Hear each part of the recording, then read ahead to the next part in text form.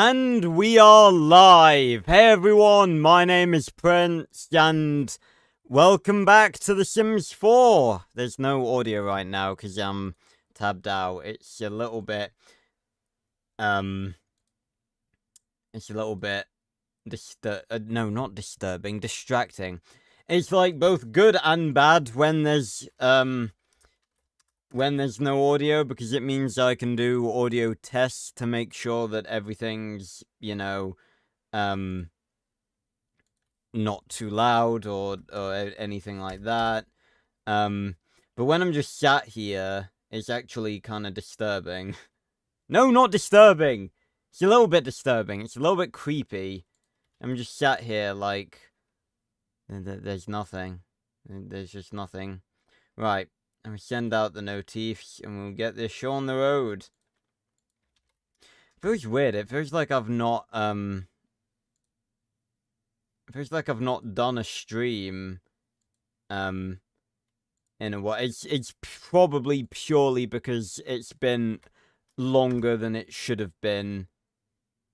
Oh, yeah, of course. I was gonna say it's probably just because I didn't do a stream on, it's because I didn't do a stream on, last Saturday. But no, of course, what am I thinking? It's because I didn't do a stream on Monday either.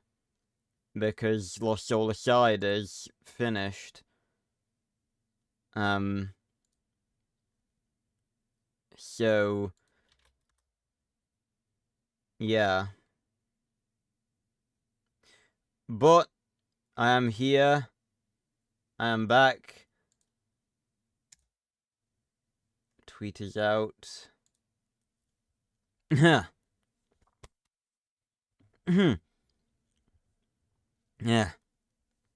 And that's all the notifs out, I think. Right. Now I can tab back in. Thank you. Right, and as per usual, The Sims 4 has, reset my settings so that it is full screen and not windowed full screen.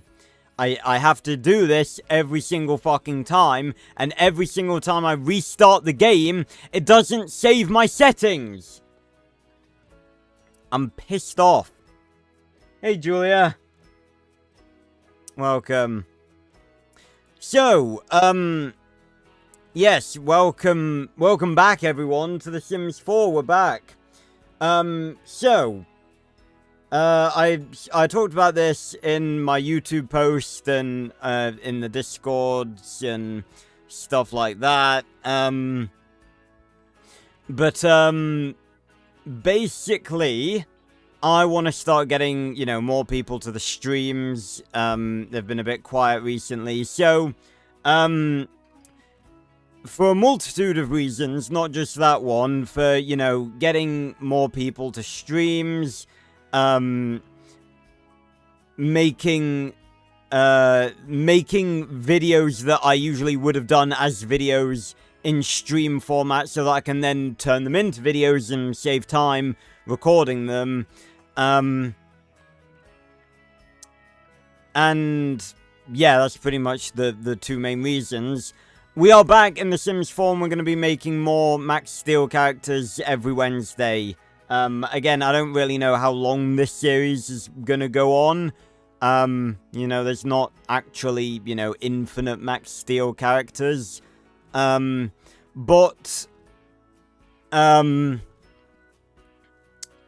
We streamed for, like, must have been probably around 4 or 5 hours last time, and we only ended up making 4 characters, so, due to us all having a lovely chat with one another. So, I don't know how many we're going to be able to make, but, in each stream. But today we're going to be focused on the villains. We're going to be making some villains. Again, a lot of the villains in Max Steel aren't really human. So, I'm either going to be, making their human forms before they were mutated, or, just playing it by ear, maybe trying my best to to make some of their more unusual forms, but I don't really think I'm gonna be able to. Excuse me. So we're just gonna start a new game. We're gonna get straight into it. Okay, so hello. We're gonna start off with Dread, I think, and I think we're gonna make 2 versions of him. I think we're gonna make the young version and the old version, because they actually do look really different from one another. So we're gonna make the original one first, as in the one that we see in the Turbo Star flashback and the flashback from season 3. I have to grab a new tab real quick, grab myself some images. Again, I really don't like it that the audio just fucking cuts out entirely. I also really don't like my hair. I don't know if you guys know this, but I hate it. I despise it with every fiber of my being.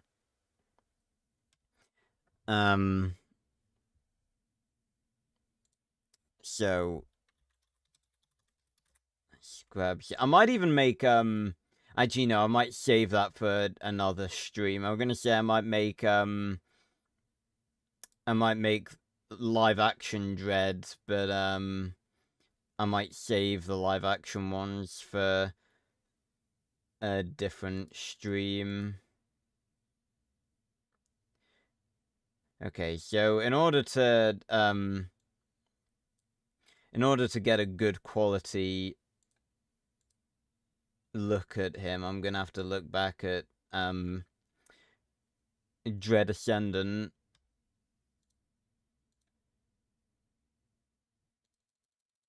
Because that's where we first saw the flashback. No, that's not what I wanted. Max's traumatic dream. Okay, so there's Dread. Let me zoom in, get a better look at him.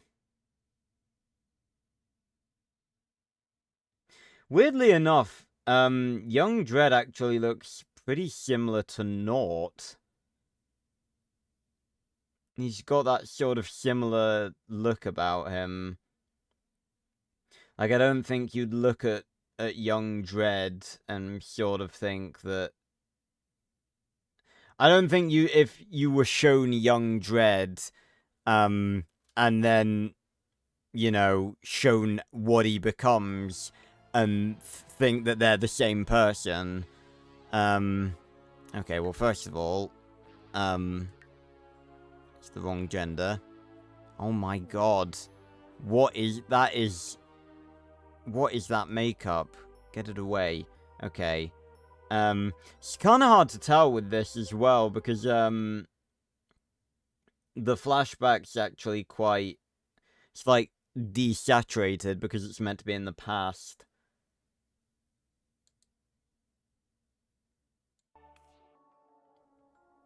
I don't know, Julia. He just, like... I think it's also the fact that when I look at young Dread, I, like, can't imagine him having the voice that Mark Oliver does. Like, having the voice that he has when he's older, but, you know, I guess that is, you know, because he was younger. I don't know how old Dread's... Do we have an age for Dread? Apparently he's 34. I don't know where that comes from. I don't know. I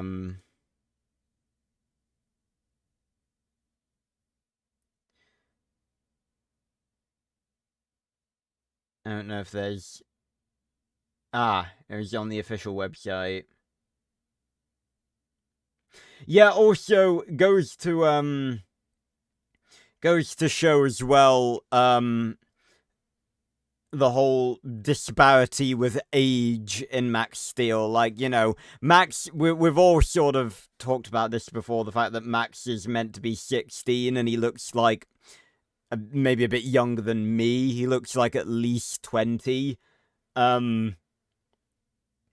But according to the official website, he's 34 at the at, you know, within the actual series, meaning he was 18 when NTech was founded, which means that he was 22 during the Turbo Star flashback, and I refuse to look at him and accept that as his age. See, that's why I'm sort of glad that the ages were only, like, apart from Max being 16, that's why I'm sort of happy that the ages thing was only really brought up in the, like, outside of the show, in, like, on the official website and stuff, because it means that, like, for people like me, I'm writing Turbified, obviously, like, I don't have to stick to that, because it was never actually stated in the show that he was canonically that age. But, like, if you look at Young Dredd, there's no fucking way that this dude, this, like, beefy-ass dude with these giant, gammy fucking hands, there's no way he's 18. That would legit make him 2 years older than... Okay, well, no, 4 years older than Max in the Turbo Star flashback, because NTech was founded 4 years before the beginning of the series. Well, no, 4 years before Max was born. And the Turbo Star incident happened, like, around a month after Max was born. So, yeah, he would be, like, 22. So... I look at this and I refuse to believe that he's 22. He just isn't. He's like at least in his late 20s, if not early 30s. It's the same with Kat. Like, we were discussing there's a, I don't really think it's a popular fan theory. I guess it's just from the fact that our community isn't really that big, so there's not really that many, you know, well-known fan theories, I guess. Ones that I can think of off the top of my head are like the Murakami Ultralink pod and stuff like that. But I think it's just something that I've seen more than one person bring up. We were talking about the fan theory. It's not really even a fan theory, it's more of a headcanon, to be honest. There's not really anything in the show to support it being true. But, the sort of headcanon, I guess, that Kat is Sydney's mother. And, I think this is a fun idea, but we were talking about the fact that her official age on the official website was stated to be 25, if I believe correctly, and we were just talking about the fact you could absolutely, like, say that she's older than that. I really don't think Kat looks 25. Like, I don't think she looks quite as old as Molly, but we were saying that, in order for her to be, for, like, the ages to sort of match up, she would need to be, I think, 34.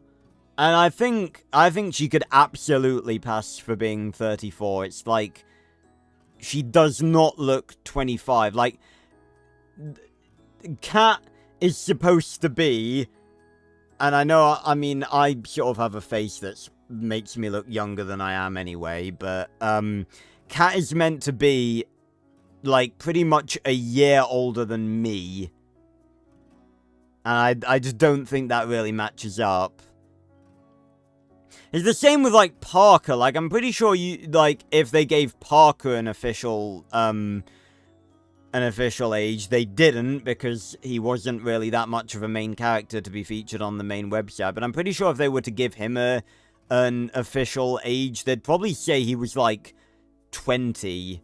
And he just, like, he looks older than that. There's just me making a point, obviously. They never said that, but I feel like they would say that because, like, you know, the ages really just don't match up with the appearance of the characters. Okay, so Dredd... Ah, yes. Perfect. That's definitely Dredd's hair. Now, he's got a very tall... Can I really not make his head any longer than that? Okay, that's a bit better. It's annoying that I can't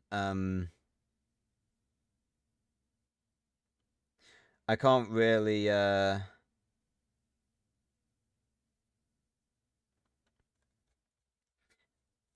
I can't really see the details of his face in that flashback. Let me have a look at the image that we have of him. Can't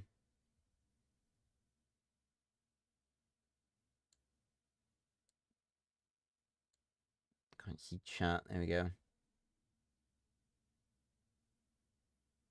Yeah, I mean, in fairness, I remember someone, it might have been you, Julie, I can't remember, but I think it was someone on Tumblr, I can't remember, but someone marveling over the fact that Vengan is, like, the same age as Berto.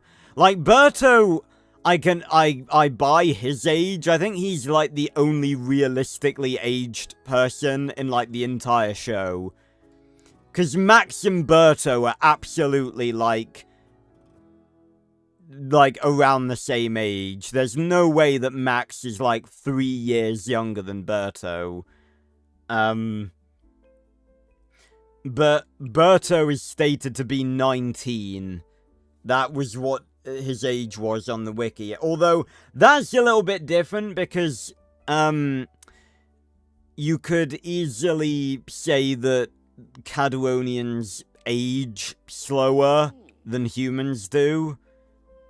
Okay, and Dredd is, like, really pale, too.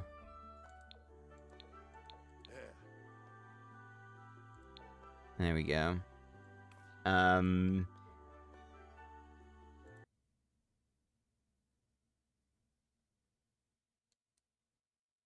Yeah, it's like, but if you look, I know he's, like, he's older and he's fucking dying, pretty much, but if you just compare, like, unmasked old Dredd with young Dredd, they just look like completely different people.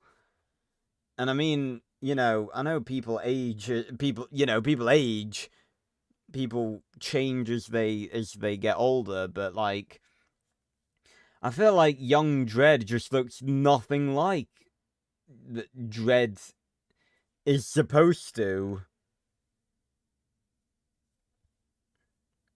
Yeah, I can't remember who it was. But yeah, that's like, you know, you can do a bit of leeway with that. Funnily enough, because I had to amend this on the wiki some time ago, there was actually, and I think this more comes with the idea, well, actually, no, I don't really know how they made this mistake. Yeah, Dredd has, sort of darkish, but not super dark brown eyes. There we go. And he's got a very, sort of wide face when he's younger, obviously, because he's a lot hencher when he's,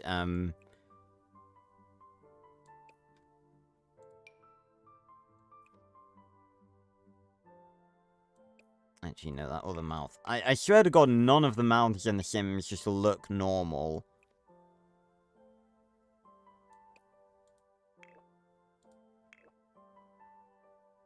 But yeah, funnily enough... Hold on, let me go into detail edit mode. Yeah, there we go.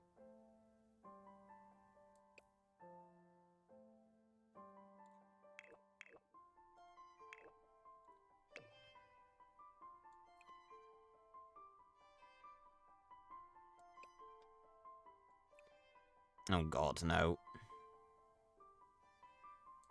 Give him like a slight sort of resting smirk.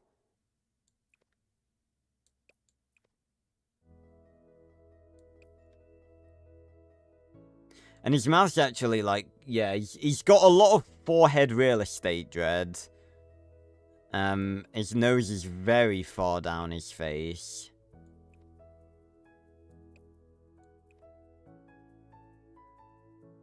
And his eyes are actually quite a bit... Hold on, yeah, let me work with the eyes. Yeah, those are the eyes you went for Max. Again, I was sort of like uncertain about like whether to go full throttle with the sort of cartoony eyes, because I went honestly, like, yeah, I kind of went with that for Max, but not for the others. Which kind of makes it a bit inconsistent, if I'm being honest.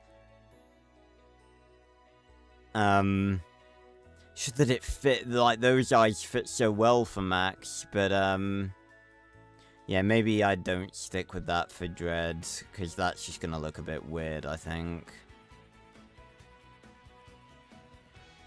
I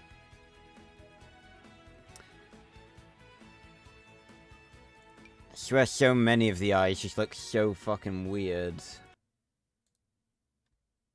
He does have, like, quite... I think those could actually go quite well.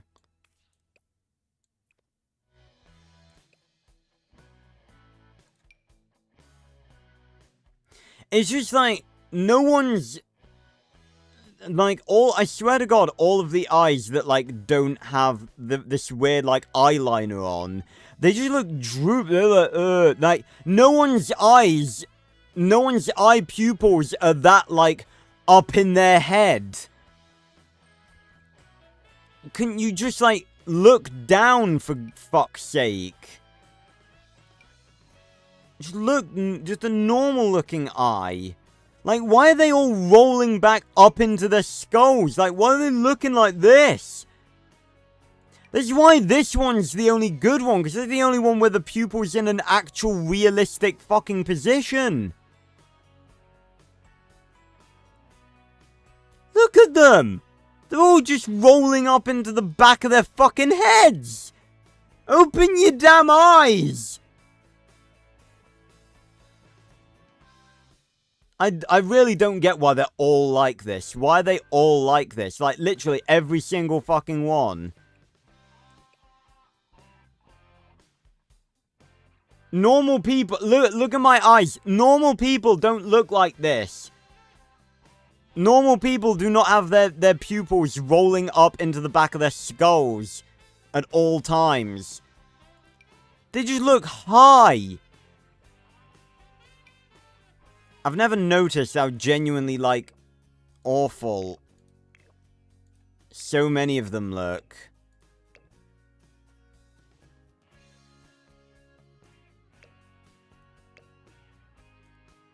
I've fucking lost the one that, I was on before.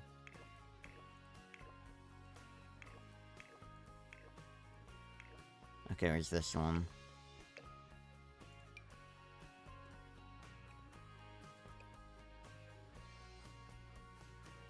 Okay.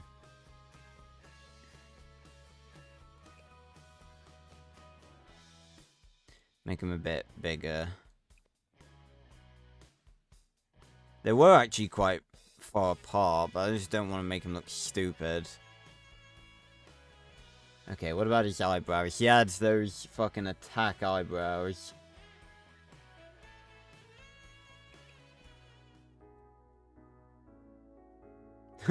Damn, Julia.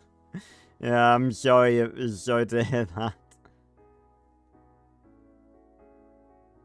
His eyebrows legit have like a... Yeah, they're legit like that.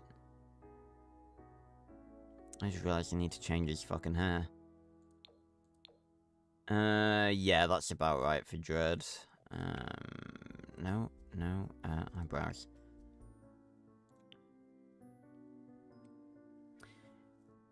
Is there no thing I can make to make the hair, like, go down like that? Hold on. If I go into detail edit mode, can I do anything with the eyes? Oh my god, there we go! Oh my god, how did I not know I could do this? That is so much better. It's just like, why do they not look like this by default? This is the way that normal human eyes look. They're not like with their fucking eyeballs rolling up into the back of their fucking skulls. I don't think I can't do anything with the hair in detail edit mode. Is there no hair that sort of dips down into the center like that? You would have thought that that would be a hair option. It just seems like a very stereotypical one.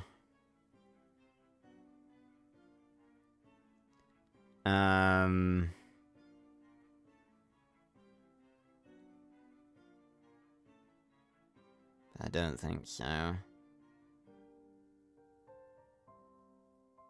I think this is probably the closest.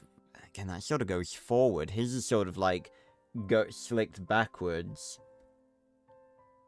Yeah, he 100% does look like Butch. You're not even wrong, Julia. Maybe Dredd is Butch's father! That's why Butch's mother is not around anymore, because she's a single mother. Has to raise Butch by herself, because Dredd's not around. We fucking solved it, chat. Okay, that unironically is like... kind of... It's more the right shape, but it does not look good. Yeah, I don't think we're gonna get anything.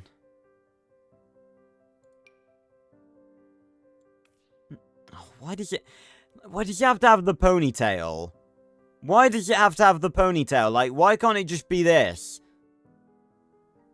Really wish there was like a ponytail, like, on and off option.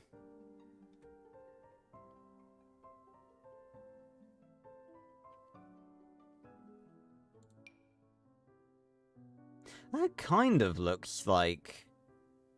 I feel like his face still needs to be wider. Hold on. Yeah, grab the face. Oh my god, I didn't realize I could still make it wider.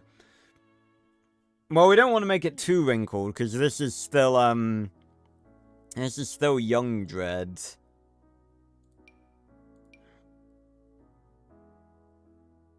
That kinda... No, because that's Forge's haircut. That, again, doesn't really have... That's not too bad.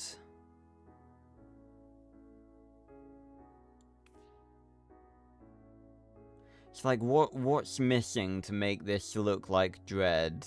I think it is that he just needs to look older, yeah.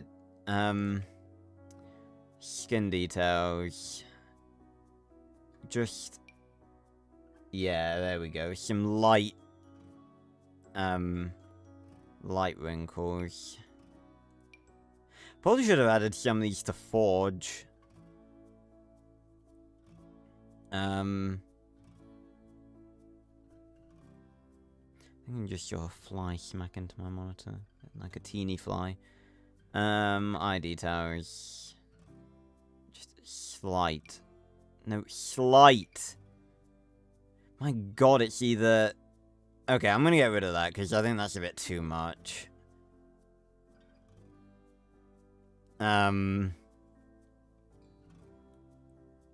Maybe it would definitely help if I made him... Yeah.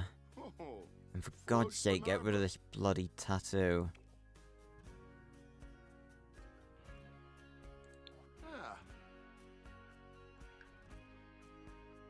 He is, like... He does look like he has... Well, he's not really fat. Oh, there we go. I can just make him wider. God, even now I'm sort of discovering things about The Sims 4 that I didn't really know. He still just looks too young, though. I mean, I could just make him... Yeah, hold on. I'll just make him an adult, because we were literally saying that he was, like, late 20s, early 30s, so I think adult probably fits him more and just makes him look better anyway. Make his eyes just a bit bigger and maybe out to the side a bit more. He's looking a bit like Forge.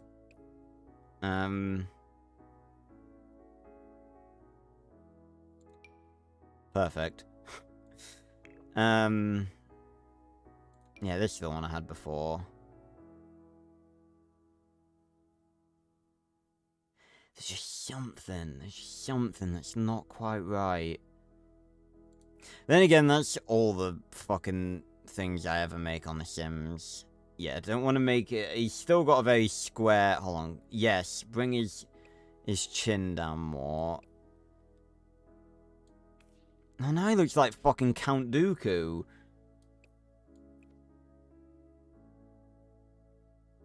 I don't really have a side profile for him.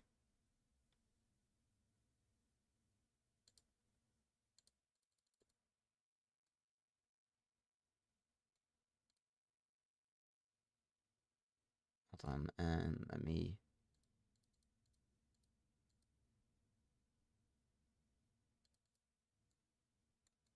God damn, it's not zooming in on the right fucking place.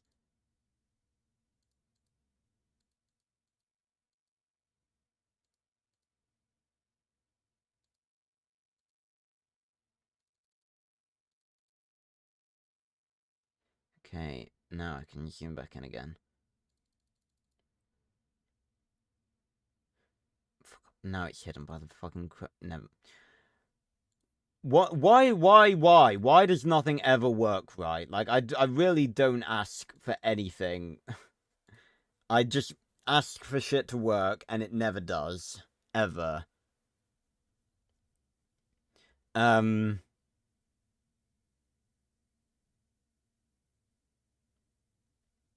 Okay, so... Let me have a look at him. This is sort of like from the angle I'm looking at. What am I missing?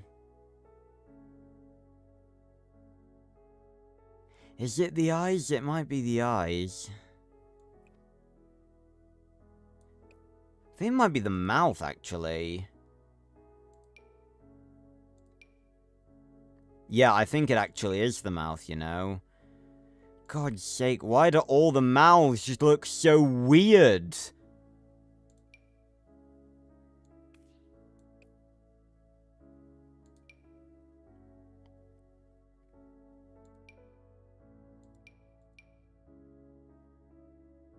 I legit...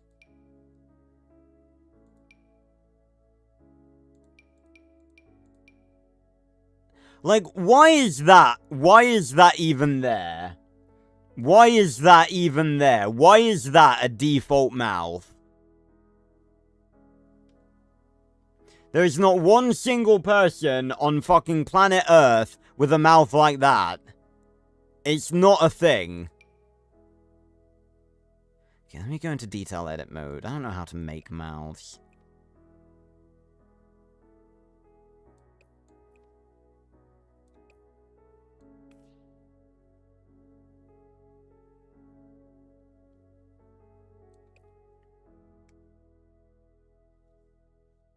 There's just something that is not...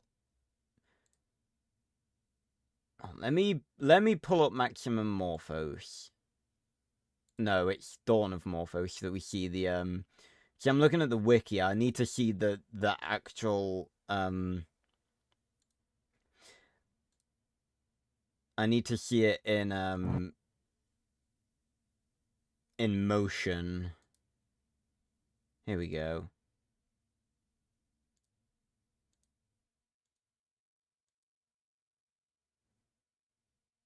rare opportunity for them to reuse the young Forge and Molly models.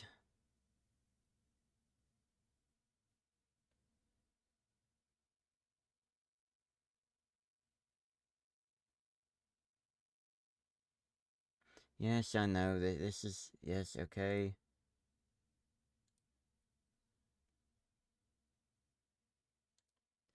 Okay, so there's Dread. Okay, so he has, like... quite a long, thin mouth.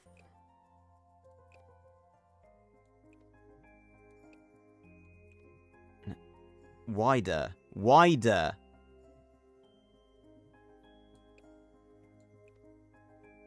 That is not what I wanted to do.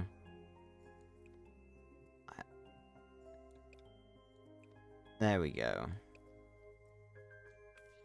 That obviously looks really terrible.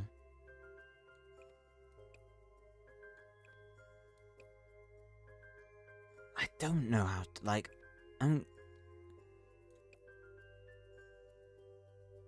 There's just something throwing me off so much about this design. Maybe the eyes are too high. I think that might be it. But I can't make them any lower. I might have to, like, sacrifice... Yeah, I might have to make his face shorter. I can't get it accurate. It won't let me move all the pieces where I need to. Okay. Go into detail edit mode again.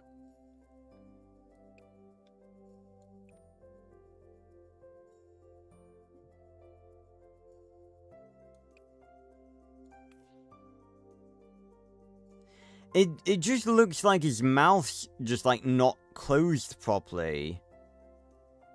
There's, like, too much space in between his upper and lower lip to the point where it just looks dumb. Okay, let me grab this one. Let's work with this one. Seeing as it's apparently, like, the only fucking normal-looking mouth in this fucking game.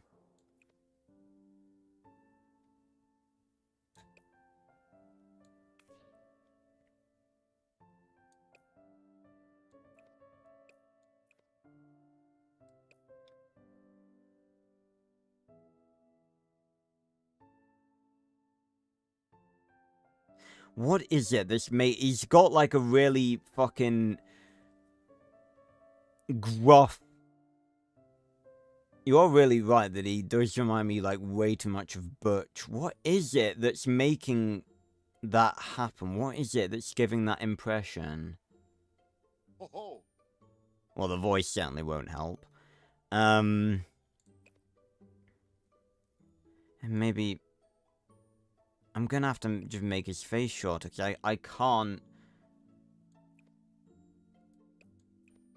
I can't... The mouth is fucking ridiculous. Eyebrows. I don't know. I mean, I think that's pretty similar to what, like, his actual eyebrows look like. Let me see if there's, like, maybe a thinner looking one. Well, they don't look anything like they're supposed to.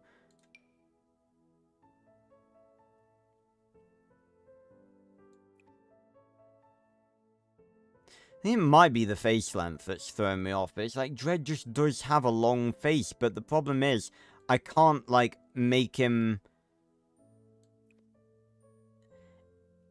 It's like when I try to make him look like he does, it just makes him look buff.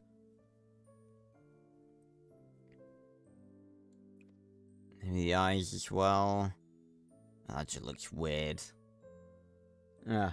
Hey, Sparky! I'm having problems making Dredd. Oh. Out of all the people that were going to be difficult, I did not anticipate that Dredd would be... Okay, that's alright.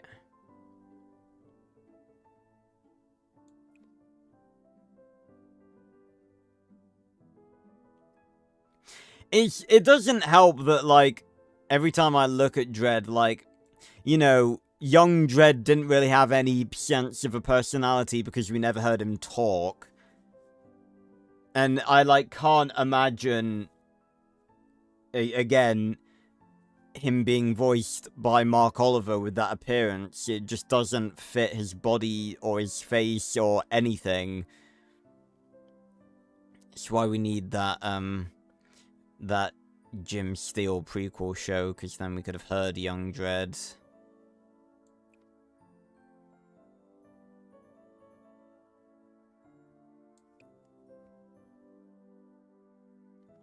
He just does, he looks a bit too gruff.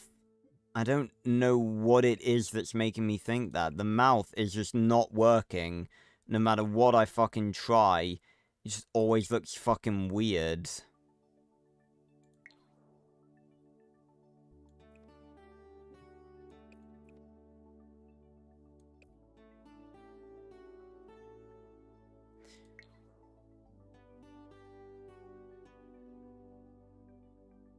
I think it is I think it is the mouth. I think it's just, like, not wide enough.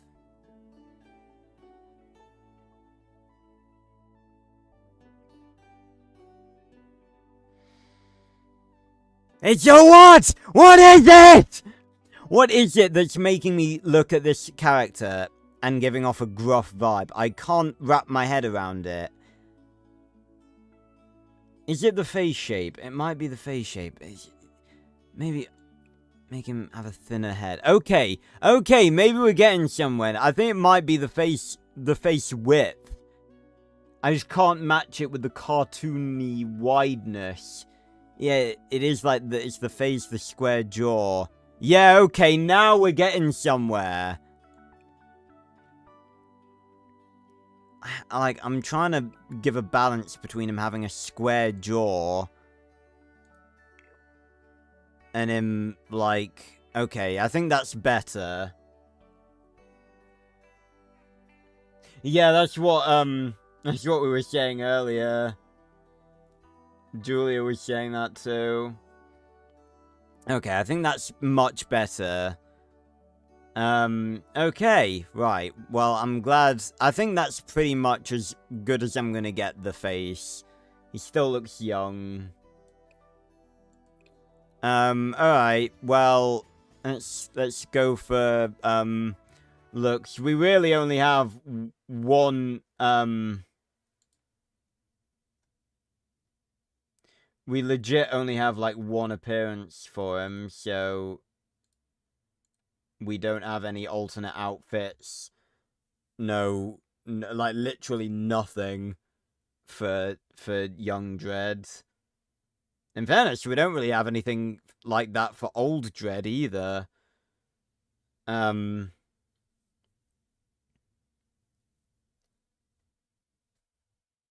Actually, hold on. I want to check something just real quick.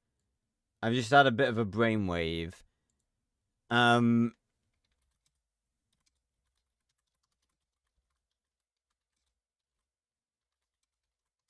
you get different colored alien suits?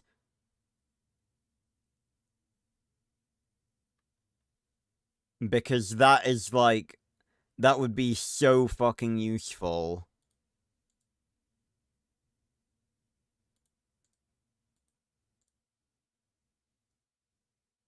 For making certain armor. Because it works for N-Tech.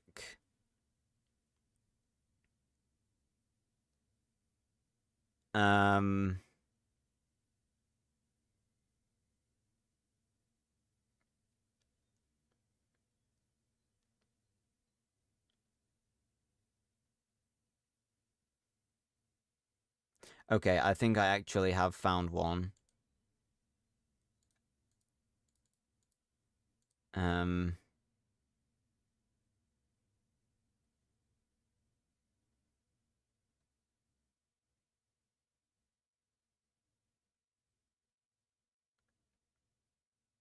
Why would you just do the female version? Okay, I think I actually have found one. I might have to briefly, Let's see. Yeah, just download all of them. Oh, why do I have to... Fuck off. You can make Dredge husband. I don't think I'll make Nort in this stream. I think he'd maybe be like a side villain. Stream. Like, in this stream, we're gonna be making, like, you know, Dread, Extroyer, Toxon, maybe Machino, and then, like, in another one, we'll maybe make, like, Nort, Colonel Castle, Murakami, Rhinoc.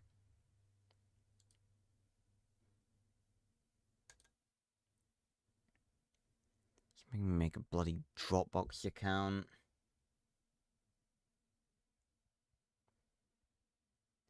No, fuck off! I don't want to try. Stop showing me different plans. Just let me download the fucking thing. Thank you. Oh my god. Why can nothing ever be simple? Why can nothing ever work the way it's supposed to? Right. Let me quickly, I'm going to give him a name. Mars Dread. Oh, just fucking randomize it. I don't give a shit. Actually, we should do this real quick.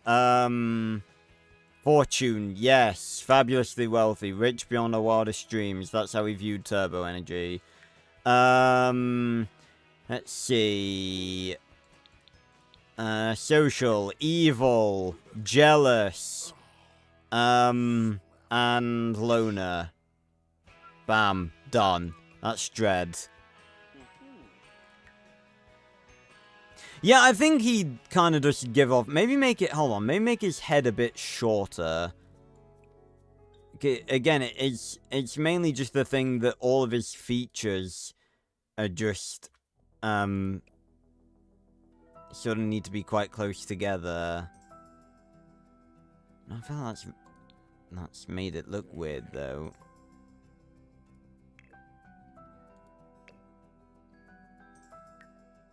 Yeah, okay, go with that. Just need to save that, and then, need to restart The Sims. With these new suits.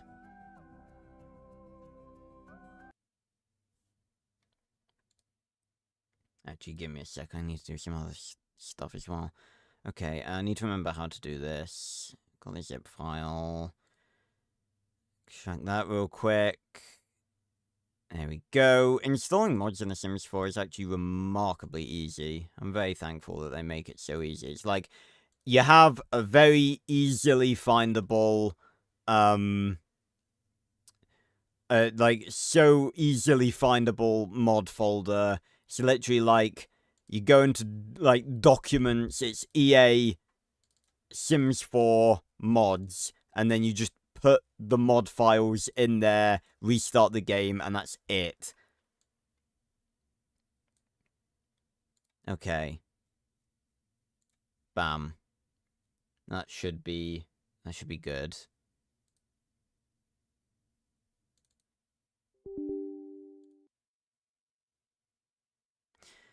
It's kind of funny because if you have, I have Sims on Steam, but when it launches like through Steam and then through the EA what's it called, like launcher. Okay, and once again, it's reverted my settings. And I gotta do... Hold on, I gotta do something about my gallery as well. Yeah, fuck it. Delete this stuff.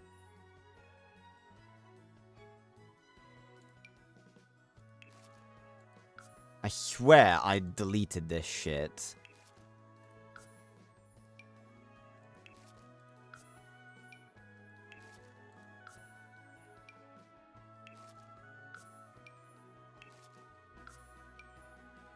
God damn. Right.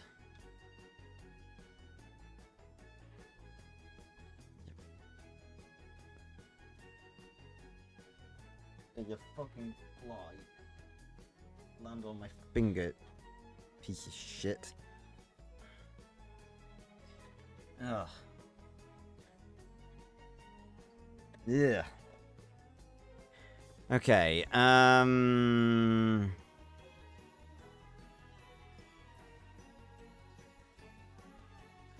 White sword by most popular now. Okay.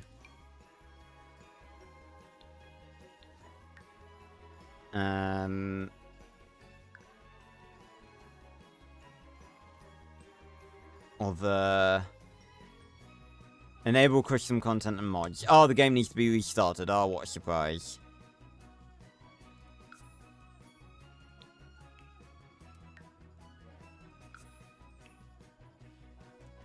Okay.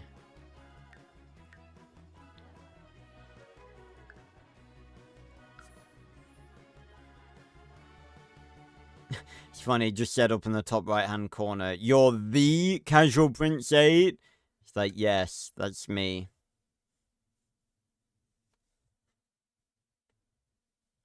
The one and only.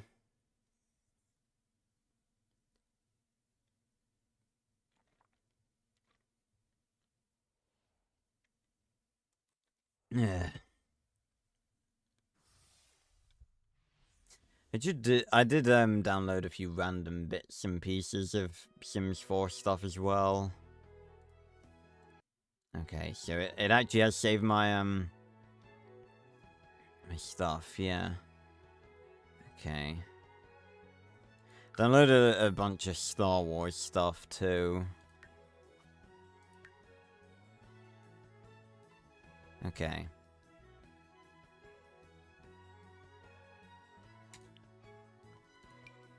Load.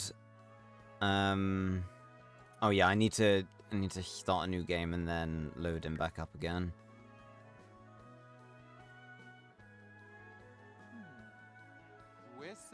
Alright, give me a sec. I literally just held an insect between my fingers. I need to go grab some fucking hand gel. And now my wire's all tangled up. Everything's going wrong! Get off! But I swear to God, get off! Ah. No. Seriously, get off my wheel! I swear to God, wires just get in places that you couldn't even get them in if you actually tried to put them there. How difficult is it to get a wire off your fucking chair wheel? I will be right back. Fuck me. This is not meant to be a stressful stream. This is meant to be relaxing. This is meant to be chill. Be right back.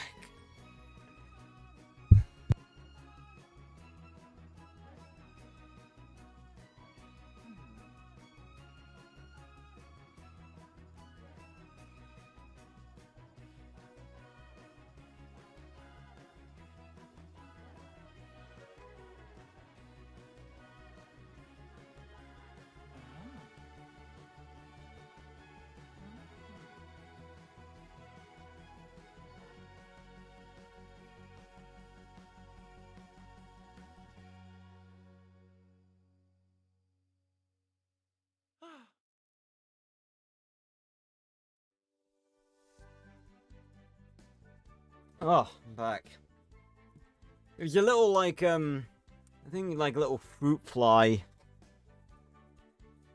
Now that the UK's like starting to warm up, I swear to God, they're always everywhere. They're so annoying.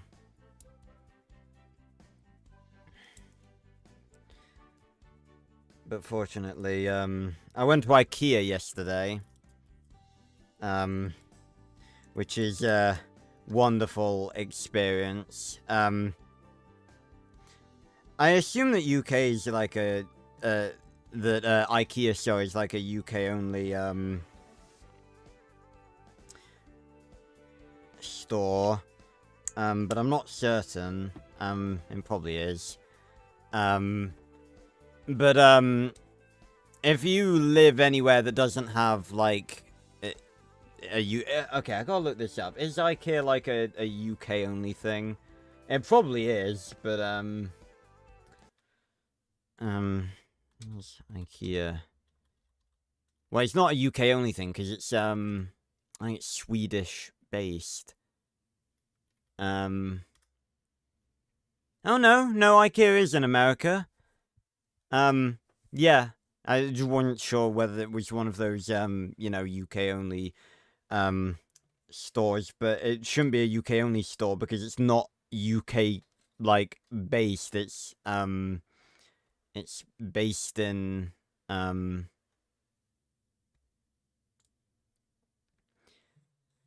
yeah, it's founded in Sweden. But yeah, so, okay, that's good. I just wanted to make sure that I was like, when I said IKEA, and like, it wasn't a thing that no one was gonna know about if people weren't from the UK. But yeah, it's stupid anyway, because again, it's Swedish, so it's probably widespread. Okay, let's bring back The Sims 4.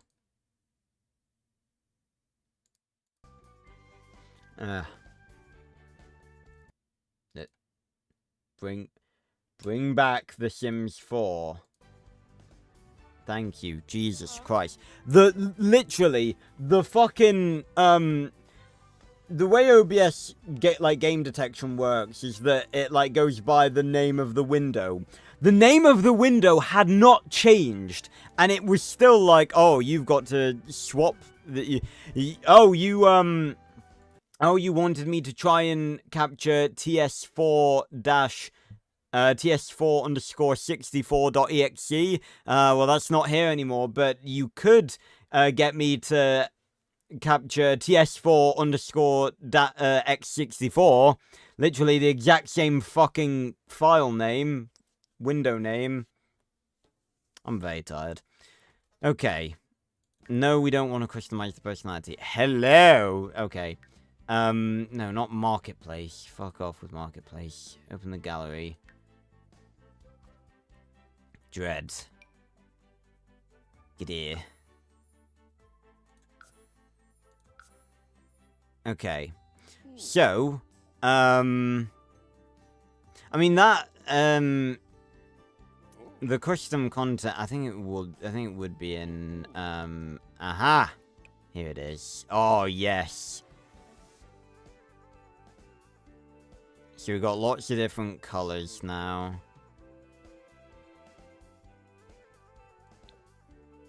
Oh, no. Okay, that would probably... Do we have, like, a black one? Oh, yeah, that actually probably would work for him. I kind of wish it was black with a blue glow, but you can't win it all. But, we wouldn't really need to go for that for young Dread, because, you know, he's, young Dread, and he doesn't have the battle suit. But yeah, so I went to IKEA yesterday, and you know, everyone who's been to IKEA, you know, it's a wonderful experience going to IKEA. Or maybe it's just me, but I feel like I've always loved going to IKEA.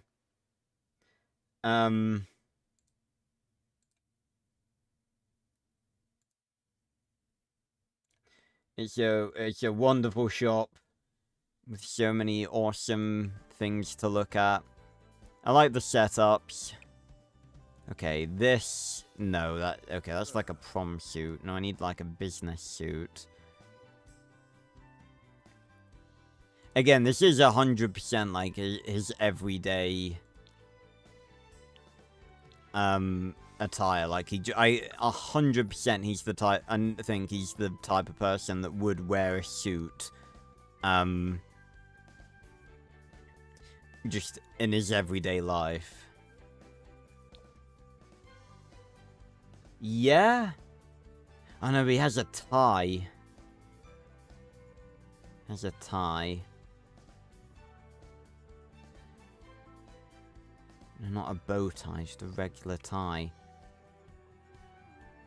Give me formal. I don't know. Aha! Yeah, I think that is pretty much dead on.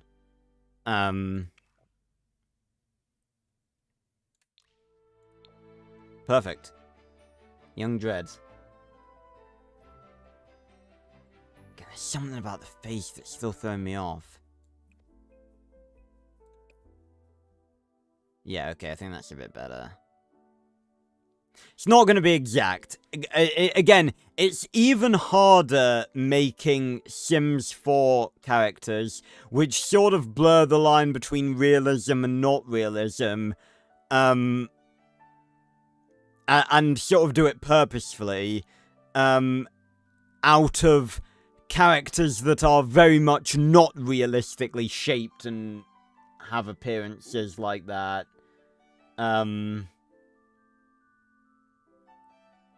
But, yeah, I think that's good.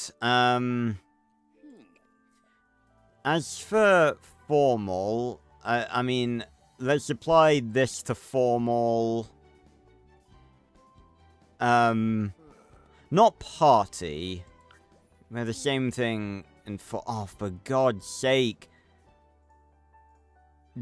What is with this makeup? Oh my God. No. Just get rid of it. Get rid of all of it. Why does he have this? He looks like a clown. And get rid of the fucking glasses too. Okay. I do wonder if there's any, again, I probably shouldn't be, like, looking for,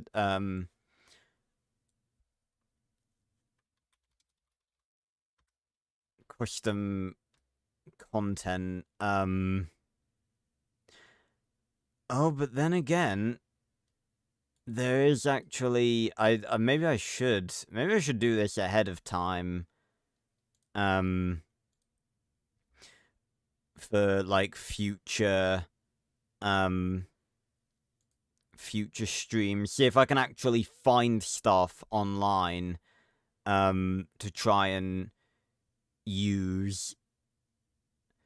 Because I think there are actually, there's actually a lot of stuff that would be very, very useful for making these look very good. Because again, a lot of the stuff, I'm looking for, like, face masks and stuff.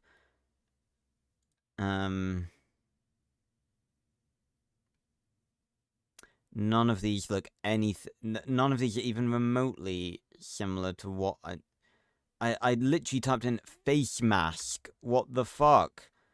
There's nothing, that's not even remotely related. What even are you talking about? What are these? These are not face masks. They're just faces. Style. Fucking no, fantasy maybe? Is there a sci-fi bit? Yes, there is. That apparently has nothing. These aren't face masks! What are you fucking talking about?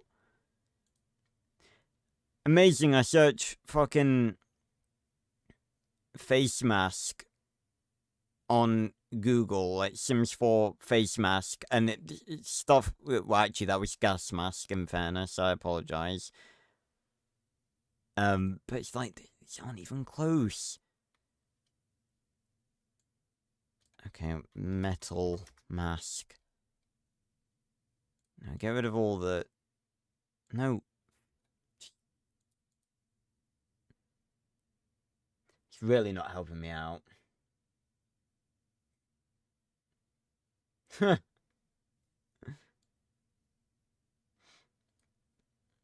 that's very cool. There's like, the half mask. That really reminds me of, that character from Wonder Woman, the I haven't seen it, but I've seen clips. The evil, sadistic scientist woman with like half her face is like a ceramic mask. I 100% like for I could do 3 variants of Dread if I wanted to, because there'd be very minor changes to each one, because we've made the face, like that's the major thing. Like I could make one that's young, one that's old, and like the decrepit one when he's running out of turbo energy, and then the one in the suit. What about metal helmet? Is there something? Really? 2 creations? I swear to God, the searching on this is going to be so irritating to work through. Ugh.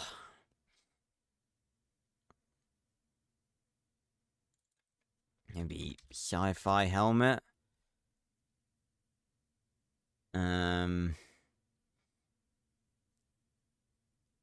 It's a lot of, like... Yeah, some of this stuff I think could be useful. That I'm seeing. Again, I was gonna say earlier, I'm not sure how, like, making custom content works in, The Sims 4. I imagine it, it probably involves some 3D modeling for most things. I was thinking about, beforehand, seeing if I could just make a simple hoodie for Max for the previous stream, but I didn't really get round to figuring it all out. I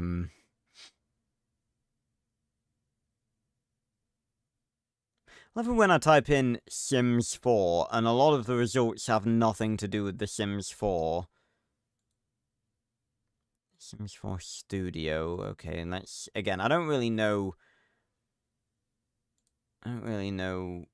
where, I can't even fucking, okay, this looks like it was made in 2003. Sci-fi helmet? Nope, no threads are found. Why is everything so, like... Yes, sci-fi. What do you mean no threads were found? Fuck off!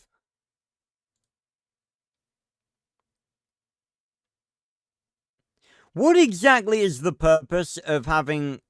Okay, the search of Sims 4 Studio, the way it works, is that you don't search for what you're looking for. You search for accounts. How exactly am I meant to know who's done what?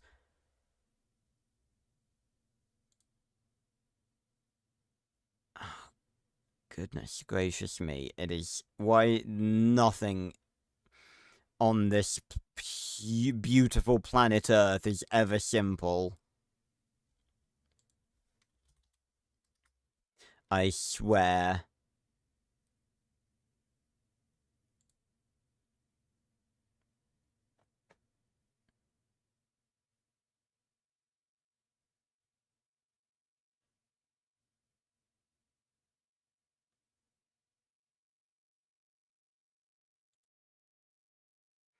Yeah, I don't want to spend too much time looking for random bullshit that may or may not even exist.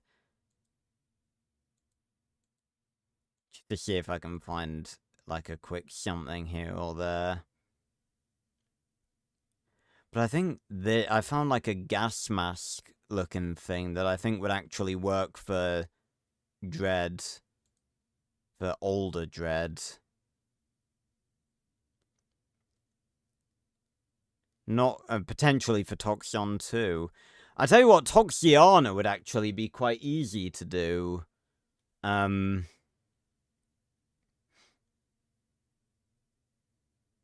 Because her face is pretty visible, and we have already actually made Molly, so okay, well we'll do young Dredd first, sort out his stuff. Okay.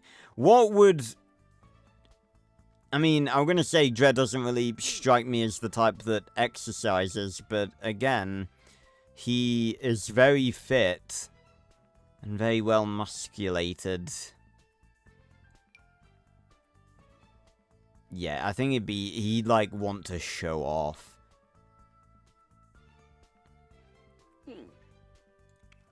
It's like almost distracting how hench young Dredd is. It's like... It's almost weird. Because, and again, I kind of wish that, oh my god. Where are these? I just saw another fucking... It's because I've got my fucking windows open.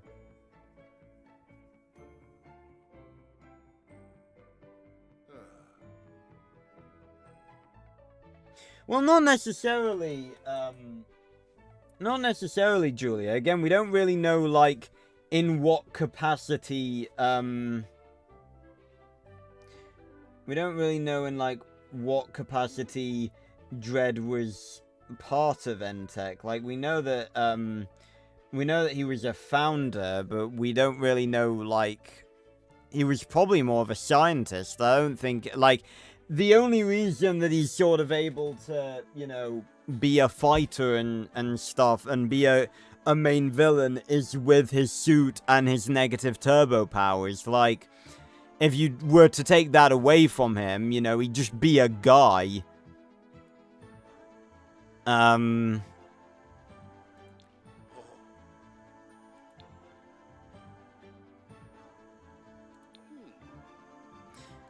So, I don't really know if he was like... I don't think he was like an actual soldier.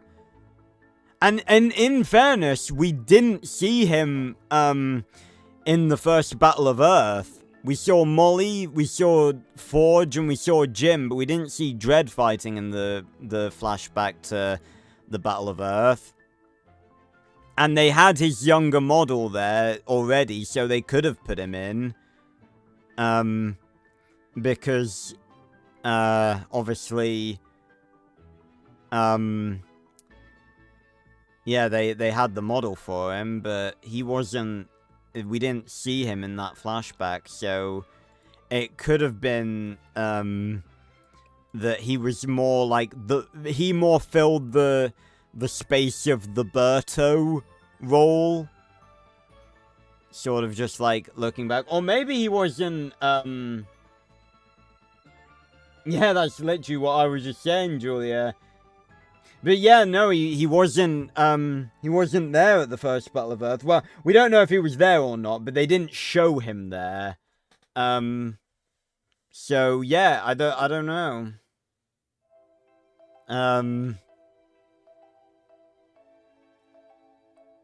Hey Ma, welcome. So yeah, he probably... Oh yes, this is 100% what Dredd would wear to bed. No, I imagine him having, like, again, that's the thing, that's the other thing I was gonna discuss. We don't really know a lot about who Dredd actually is. Like, we didn't really get any information about, like, his backstory, or, like, you know, who his family were, or... Because I don't think this was ever specifically stated, but I've always sort of headcanoned it that Dredd was an Entech founder because he provided the money to start Entech. Like, maybe, you know, Molly and Forge were both military, and Forge had a lot of military contacts, so he was sort of where they were able to get, you know, the manpower and the tanks and stuff, but Dredd was the one that provided the capital, because obviously we've known since the start that Dredd's been this, like, you know, sort of shady business. I mean, you know, him and Nort were running THI for, like, God knows how many years, so I think that's what I've always headcanoned, that he maybe, like, came from a wealthy family, or... had a company of his own before, like, maybe, Maybe THI existed before NTech. Although I think that's probably a bit of a stretch, because then, you know, NTech would probably naturally be suspicious of THI. No,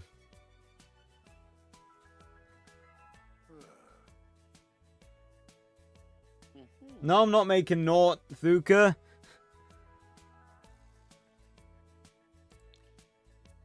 But yeah, like, I always see Dredd as, like young Dredd. The vibe I get from him, especially, like, how... Again, the reason he reminds me of Naught so much is that, like, young Dredd, in the brief bits of screen time that we see him in, always seems to be, like, sort of very arrogant and believing that, you know, he's gonna get away with everything that he's, like, doing, basically. He's sort of quite out of his depth.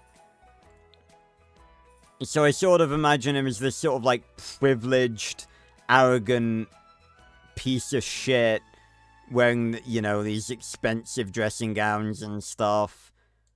Party.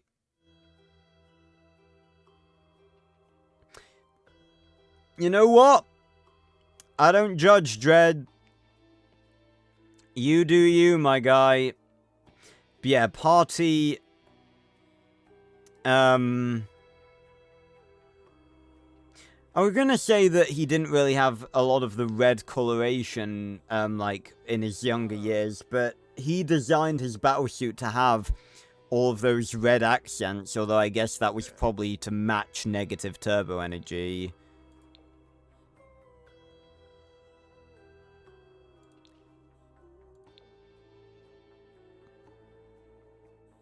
Definitely wouldn't surprise me if he ended up wearing, like, a Victorian suit. Like, that absolutely strikes me as something that he would do. Put formal in there as well.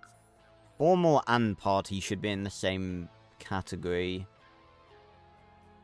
Or at least everything that's informal should be in party too.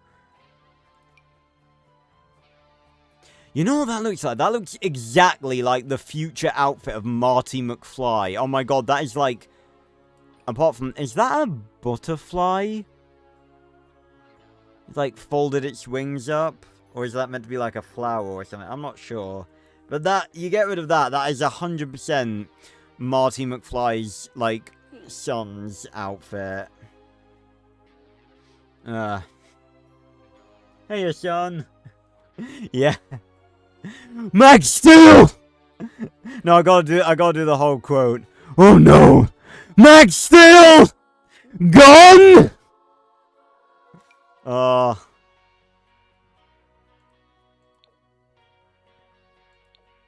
is there not like a red tinted? Okay, that's kind of red tinted.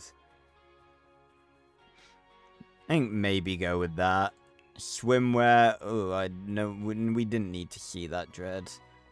I just can't even imagine Dredd going swimming. Like, imagining Dredd hanging out at a pool. Like, what would he even wear?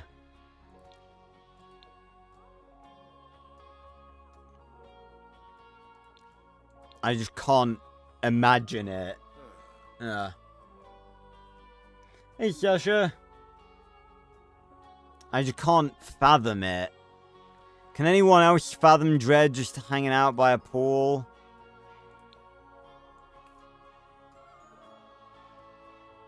No, I feel like... Again, I feel like Dredd is someone that just holds himself, like... Again, I'm trying to think, because I think his whole personality would have changed after the Turbo Star incident. And I really think, like, before that, he was this, you know, very stuck-up... thinks he's higher, like, secretly thinks he's higher than everyone else, piece of shit. No, he can't take the suit off, but we're designing young Dredd at the minute. Again, for those of you who are just joining in, we're doing young Dredd and then old Dredd. Young Dredd from, like, the Turbo Star flashback. I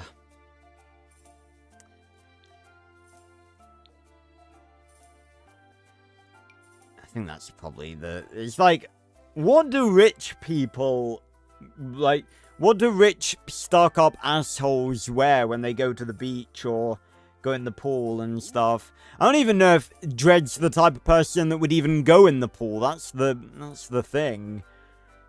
And for hot weather, is there like...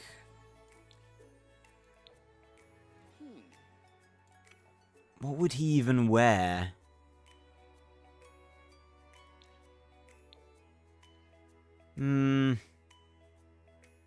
Yeah.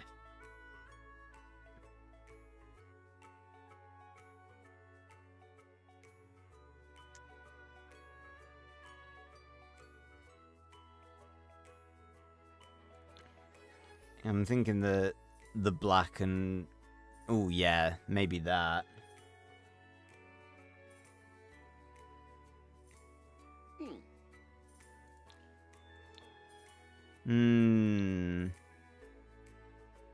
Yeah, I can see Dread wearing something like this. You know, he's a rich asshole. He'd probably allow himself a bit of fun. Oh no, not anything like that though. Definitely the like darker colors. Yeah, and that's young. His siphon's in his chest. The pants are not mandatory. Yeah, but again, this is young Dread, so this is before the siphon. Does he have rings on? Oh yeah, I guess I could give him jewelry, but I don't think... again, I feel like that's something that's just a bit tacky for Dread. I don't know if he'd wear that sort of stuff. I think I can see him wearing, like, a ring. Like, one ring that maybe had some significance to him. What is this? What do I have here? Ah.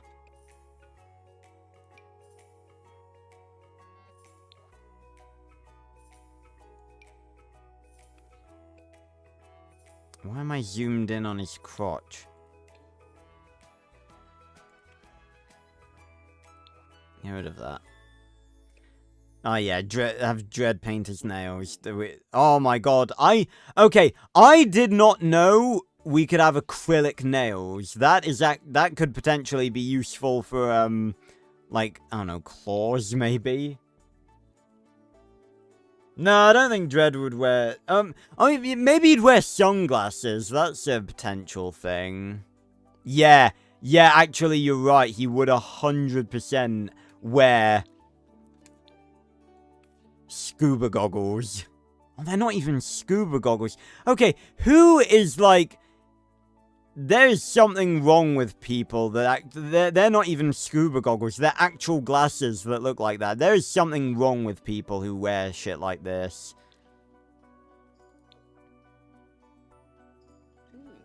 Yeah. Not much choice for sunglasses. I guess we go with that.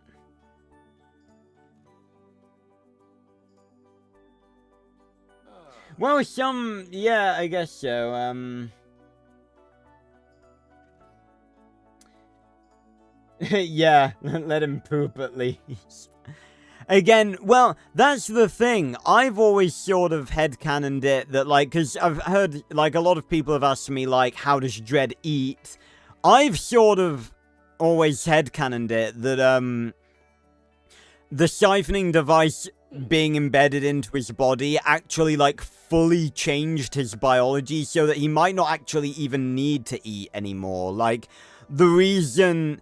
because if you think about it, why would he look so thin and, like, basically deathly if it was just like, his lack of turbo energy?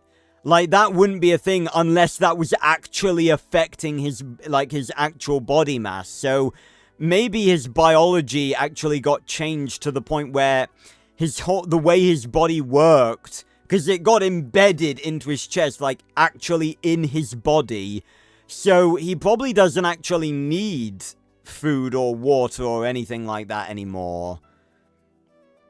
Was Dredd always evil, or was he blinded by greed? I sort of think that he was probably always... I think he was always a rich asshole. I don't think, there was ever a version of Dredd that was a good person. But the want for turbo energy, the want for turbo energy sort of just made him worse.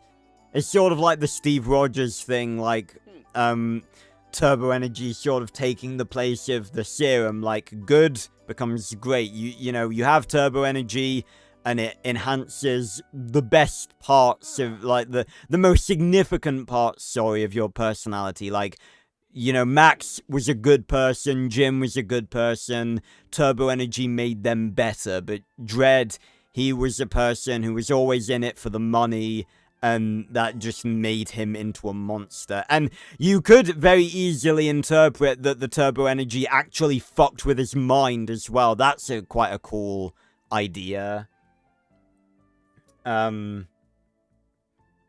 Yeah, again, he did say that his body, like, it's not the suit. He did say that his body absorbed the turbo energy. So, I've never really thought about this. I've sort of been thinking about it a bit more, since I saw that advert that someone put in the Discord a couple of days ago. Because in that advert, Max described, Dredd as turbocharged just like me, which is not entirely true, because Dredd can't make his own turbo energy, so he's not really turbocharged, but, it's not entirely false either, because, like, again, his body absorbed the turbo energy. The suit is just to allow him to use it better. So, yeah. Did he survive in space? I don't recall a time where Dredd was ever in space. If you're talking about the Turbo Star, malfunction, Dredd wasn't teleported into space like Jim was. He was just teleported somewhere on Earth. We don't really know where. Because there's no way that he would have been able to, Oh, when Max... Yeah, okay. No, you know what? You're right, Julia. Although, that was, yeah, he was in the suit for that, and he did have to be in a regeneration tank for... We don't really know how long. It was probably a few weeks. So he can't just survive in space, because he was, like... For one, he was, like, blown to bits, and I think Nort saved him pretty much just in time. But he had to regenerate for a good long while. You could argue that because of that one event, like, obviously, he put the helmet on and, like, in Season 1, Episode 2, absorbed Max's turbo energy, and then he was hench again. But you could argue that, after that whole event, if you were to take the helmet off, he would look, like, super fucked up. Like, he wouldn't even have a proper human face anymore. Because, again, like, he was blown up. So, I don't know. He really took a beating in that episode. Okay, cold weather. He'd want some sort of, like, really stuck up...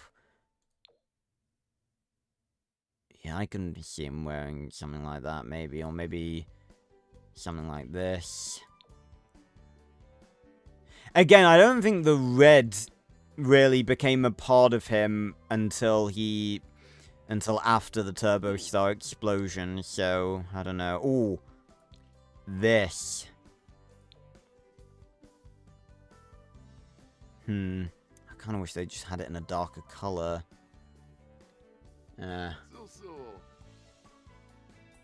Here you go, Ma.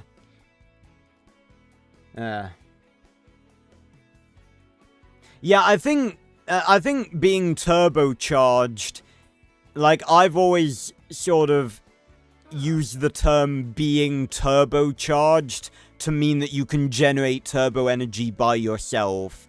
So, like, Taconians being turbocharged. And again, I've talked about this before, but I sort of have... It's not really... Yeah, I guess it's my headcanon about Tachyon, but I sort of have the, Oh, no, that's too tacky even for Dread. But I sort of have the headcanon, that not every Taconian, like, generating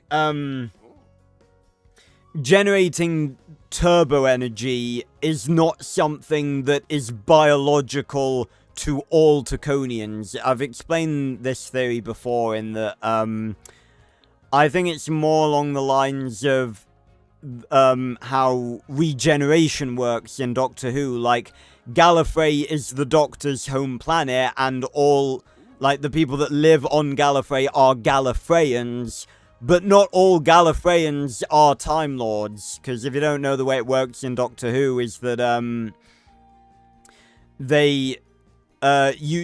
being a Time Lord is, like, is a military thing. You go to the Time Lord Academy, and if you pass...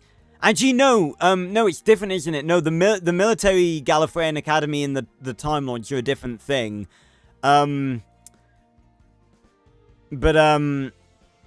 when you become a Time Lord, you get given the ability to regenerate. It's not a biological thing that every Gallifreyan has. Once you gain the ability to regenerate, it becomes biological. Like, your cells, you as, like, as a Gallifreyan, gain the biological ability to regenerate. So,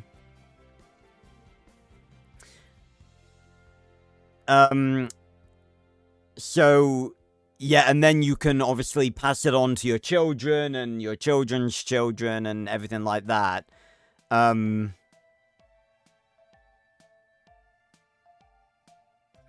So that's sort of my, again, there's very little evidence in the show to support this, mainly because we don't really see, anything like that. It's mainly due to the fact that, like, Jim is, like, we see a bunch of Taconian soldiers, but we don't see that Jim's the only one we see actually utilize turbo energy as if he's turbocharged. And it's also my way of dealing with the fact that Makino was somehow able to pretty easily overwhelm an entire planet full of turbocharged individuals. But again, it can also come with the fact that I think our perspective of turbocharged individuals is actually quite distorted based on the fact that, you know, the only, you know, the main turbocharged individual that we see throughout basically the whole show is Max, and he naturally generates more turbo energy than a normal Taconian does. Because, well, probably because he's half human. Yeah, it's okay, Ma and Julia, that's not, that doesn't refer to, Rule 3.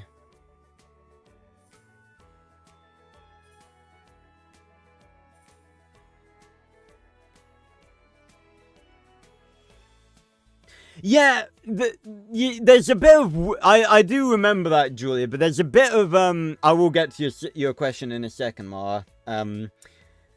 But there's a bit of wiggle room you can have with that, because Makino doesn't necessarily say it was hard to conquer Tachyon. He just said that it resisted like no... like, it was one of the planets that actually was able to resist like no other. And I sort of take that to mean that, like, every other planet that Makino has tried to consume just was completely bulldozed by Makino and his Ultralinks. Because if you think about it, like, Makino with an entire army of Ultralinks, like, you'd have to have a pretty powerful planetary, you know, defense force in order to counter that. And, you know, I'm sure not every planet, not every civilization that Makino conquered had that sort of technology. Like, had the technology to fight back against basically unlimited ships, fighters, Ultralinks. Like, I don't really think it's surprising that Makino was able to squash, like, practically every other civilization. But at the same time, I sort of feel like if it were to actually have taken that long, there must have been multiple battles, but the Steel only refers to it as the Battle of Tachyon. It's not like the 3rd or the 5th Battle of Tachyon. It could mean anything. So I just sort of see it that Tachyon took a bit longer to conquer than most planets, because again, I really don't, because that's the thing, like, this is no,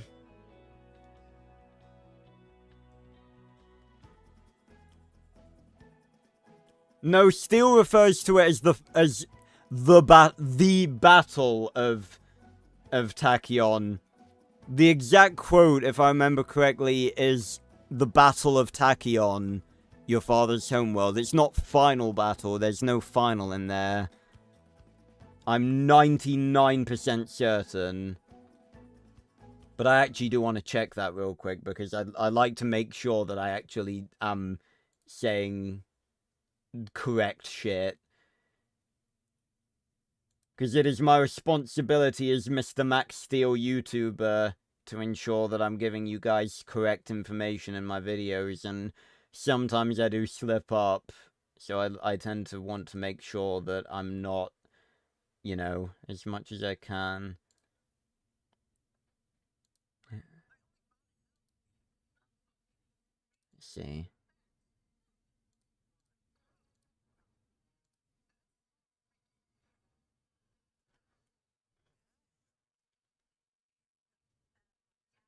Yeah, he just says the battle. He doesn't say the final battle.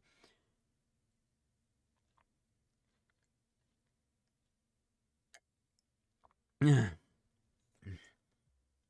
again, that's I think the good thing about Max Steel. Well, maybe not the good thing, because I think we all would have liked to have seen more, but I think it's a useful thing about Max Steel, in that there's a lot of wiggle room you can have with what sort of happens. Like, there's absolutely nothing to say, Julia, that it couldn't have taken decades. I just personally don't think that that's what happened. But again, that's the thing, you know, we can have, like, different fans can interpret it in different ways. But I've just, because that's the thing. I feel like, you know, it very easily could have been, and again, like,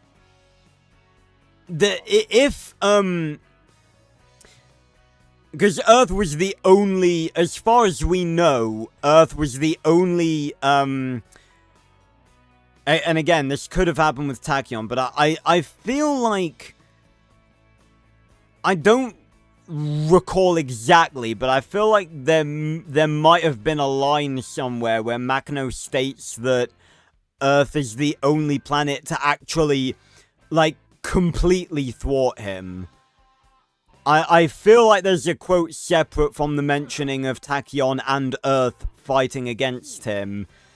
But I could be wrong. Don't quote me on that. But again, in order to defend completely from Makino, you need to disable the Alpha Link before it can bond with the planet. And we've seen that that doesn't take long. It's like 20 minutes, half an hour for the plates to get into position. So, and in the Battle of Tachyon, they do seem like, you know, they're holding their own, but they are losing. So, I don't know. So, me saying that, not all Taconians are turbocharged is like, basically my way of dealing with the fact that Makino was somehow able to overwhelm supposedly an entire planet full of these people. Yeah, exactly. Like, when it shows up, again, you've got half an hour, basically, until your planet is just gone. And plus, Jim said, get, like, in the Battle of Tachyon, get those civilians to the shelters. So they, and it was only after, like, the Alpha Link was about to consume Tachyon that he said they needed to evacuate. So, to me, that sort of signifies, that Tachyon thought that they had a chance of winning. Because if, like, Jim said, oh, like, Tachyon's lost, now we've got to evacuate. If they knew that they were gonna lose, then they would have evacuated before the Alpha Link had even arrived. So, that sort of speaks to me like they actually thought they were in with a chance of beating Makino. So, I don't know if maybe they... Because, again, they didn't seem to have anything to, like, disable the Alpha Link. But, again, we didn't really see... That's the annoying thing. Like, I feel like I would have wanted... It would have been cool, I think.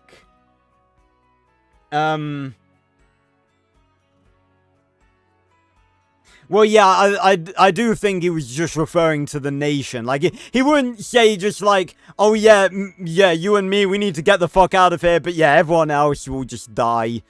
But, yeah, like, I think it would have been cool, considering that, like, The Legend of J.M. Meatcraw was the episode that we learned about Tachyon. And we weren't really able to get much because we can only see it very briefly in the flashback. I feel like maybe it would have been good to have one more episode, maybe where Steel or Max starts, like, getting overwhelmed with visions or memories of Tachyon.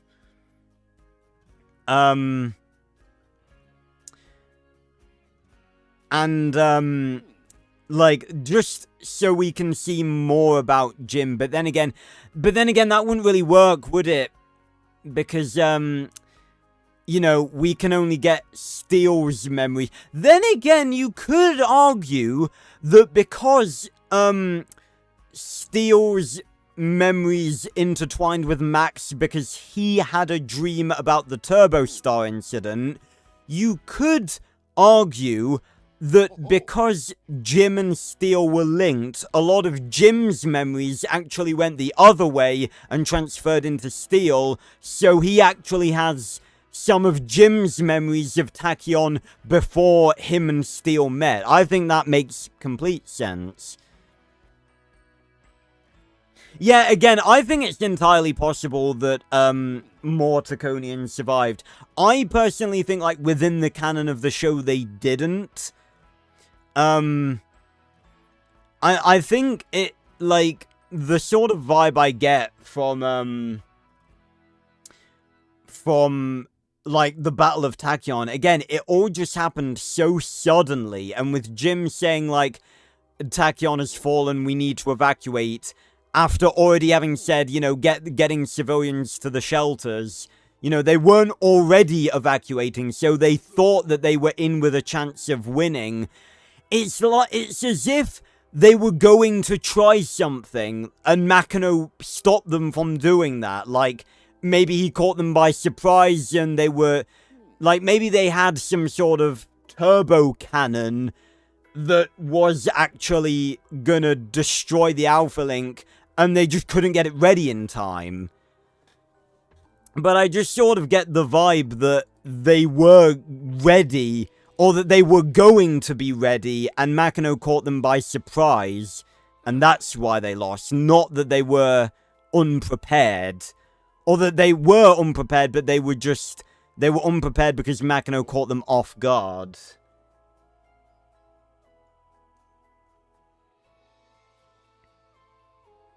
Hey, Duffy. Yeah, we're just making Young Dread while discussing Tachyon lore.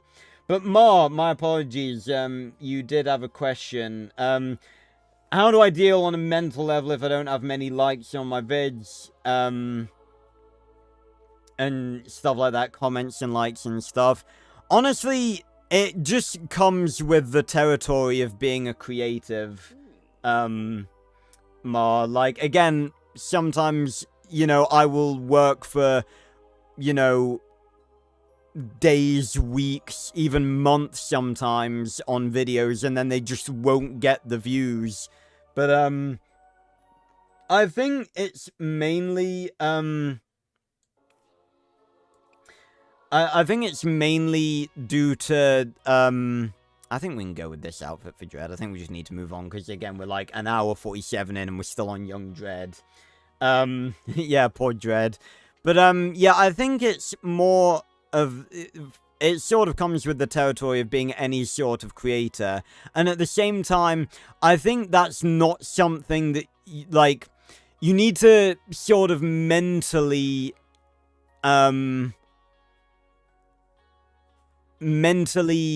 sort of train yourself to not, or like almost not be bothered by that, and just do, because again, if you, the thing you need to do it, like, again, the trap to fall into, and again, this applies to, it mostly applies to YouTube, I think, because I think it's sort of, like, a lot of people think for some ungodly reason that being a YouTuber is easy, and then complain about not having gotten 1 million views in, like, the first 6 months of their channel. Like, I've been doing YouTube for the past 10 years, and I think literally only,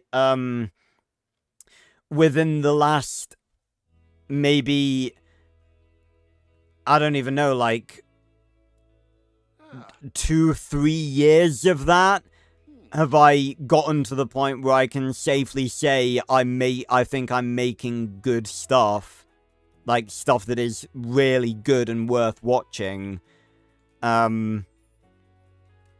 So, yeah, I think, oh yeah, actually, that's a much better suit for Dread.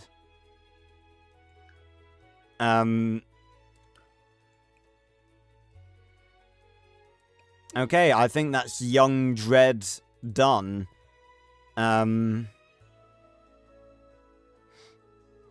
So, I'm gonna save him. Young Dread. Young Dread. There's no need to feel down, I said, Young Dread. Take a walk on the town, I said, Young Dread. Go absorb some turbo energy and you will feel happy. Dun dun dun dun dun. It's fun to suck turbo energy. No, I'm done. No, I'm done. I can't make up shit like this on the spot. I can't do it. I'm sorry. I'm sorry you had to suffer through that cringe. Okay. Yeah, I think that works pretty well as Young Dread. Again, it's not going to be perfect, but, I can't duplicate him, I don't think. But I can just do this. Young Dread. Merge. There we go. So now we've got a second Dread. But yeah, Ma, I think it's mainly just about, the fact that, I absolutely understand, like, the the disappointment of doing stuff, and, you know, not really... Oh my god, did I give him, like, purple-tipped shoes? Oh my god, I never pay attention to the fucking shoes.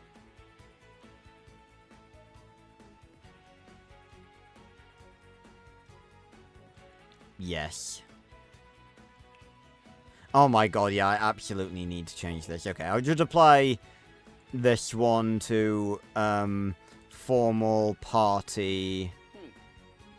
And maybe these. There we go. Oh no, not with fucking pink laces. Fuck off.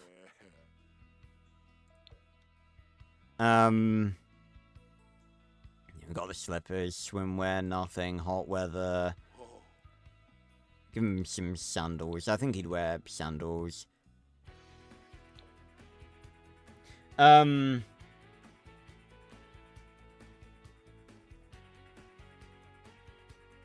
yeah, I think it's mainly just, the fact, Ma, that, like, again, I absolutely understand,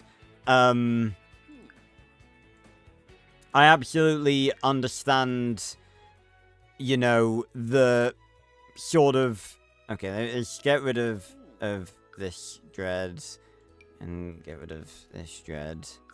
And then resave this one. There we go. I completely understand the disappointment. Oh god, no, not both of them. Dread cloned himself. I completely understand the disappointment,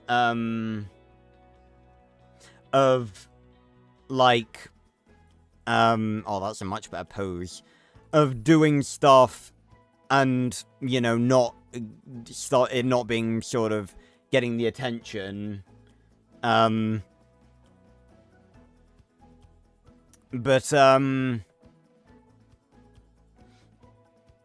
I think... No, Duffy, they're not trying to be a YouTuber, they're an artist. But, I think sort of the whole thing is that you just need to sort of, again, I know it's difficult because I have been in that exact same situation myself, but you just sort of need to train yourself not to be bothered by that stuff and focus on your love of doing it rather than, you know, because again, obviously, you know, going back to the comparison of, like, being a YouTuber, a lot of people go into being a YouTuber purely for the sake of, like, oh, YouTubing is like a fun, like, it's a fun job, and it's just like, oh yeah, and YouTubers make loads of money, and people don't understand that not only does it take a lot of skill to do, but you have to have passion. Because the passion is what gets you through being a YouTuber in the early days, months, years when you won't get attention. Like, again, yeah, it's the love of doing that stuff. And, like, I love being a Max Steel YouTuber and stuff. Again, it helps that I've now got a lot of you, like, helping me out by supporting me and stuff. But again, like, because that's a dangerous route to go to, because then you can sort of get into a headspace where your happiness is directly tied to, like, how much, like, how much acceptance and, like, attention your stuff gets, instead of doing it because you enjoy it. And that can ruin stuff. So that's why, again, when my stuff doesn't do as well as I hoped it would, I just sort of have to move on. And that's also a lot of, the reason why, like, sometimes when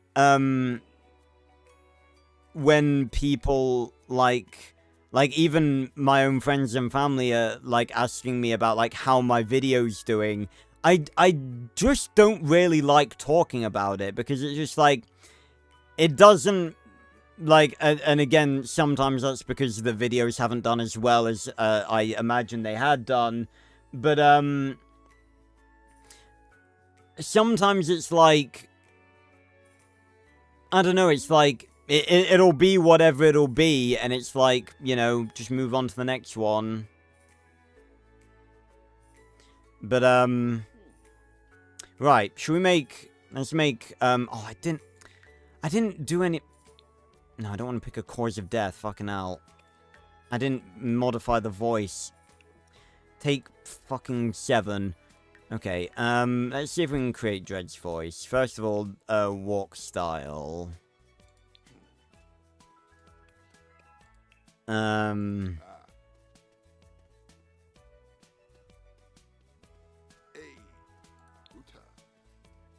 does not even look like a default walk style.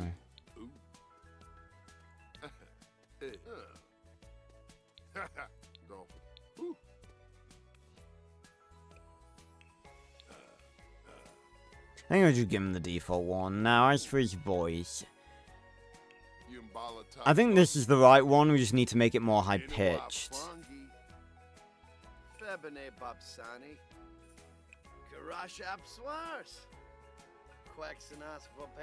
Okay, yeah, we're getting there. I think I'll leave it like that, because again, we don't know how young Dred sounded.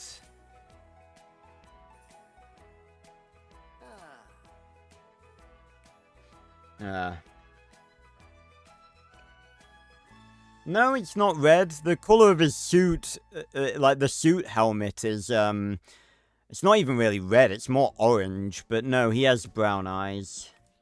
Okay, let's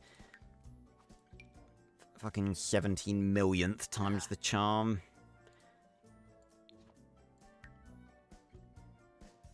Okay. Now we can make Old Dred.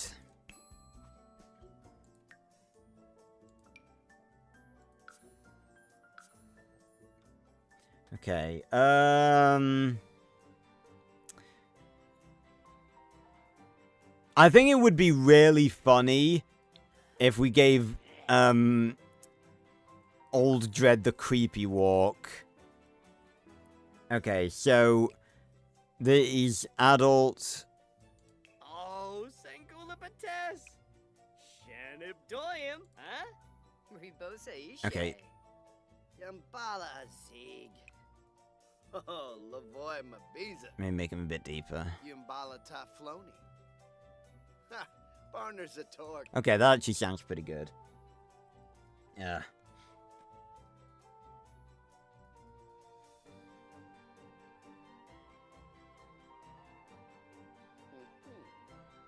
But yeah, again, I know it's very hard, Ma. You just gotta, like, stick with it. Again, because that's just the mindset you've got to have as a creative. You can't really let anyone, like, as a creative, you're naturally gonna be exposed to what other people say, so you just gotta really build up an immunity to it. Sims language is like, is what English sounds like to foreigners, yep. Yeah, okay, let me have a look. Yeah, that's one thing I actually do like, that we've actually, a lot of the time, been able to get the voices really right when it comes to, the characters. Okay, come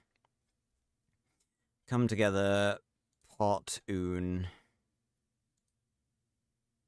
Let's have a look. Still a shocker that we saw, like, Ultralink so early, but didn't actually, like, see them. Oh, no! No, they kind of... I don't think that's the glint. They do look really red. They were definitely brown in the flashback. Maybe they turned red. Because that's not... That's definitely not a... Okay, well, it might be a filter. Let me check part 2. Where are you, Dred? Let me see how your eye color looks. Oh no! No, they are red! They did turn red! After he... Okay, that's actually really cool. I've never noticed that detail before, so... And in fairness, that's not really, like... like, they gave him red eyes from the start, because, obviously, him having brown eyes was something they added later, but... That actually means that negative turbo energy turned his eyes red. That, I'll tell you what... That could actually tie in. I've discussed this before, but there's a bit of a there's a thing I've seen a few different people doing. I want to briefly check.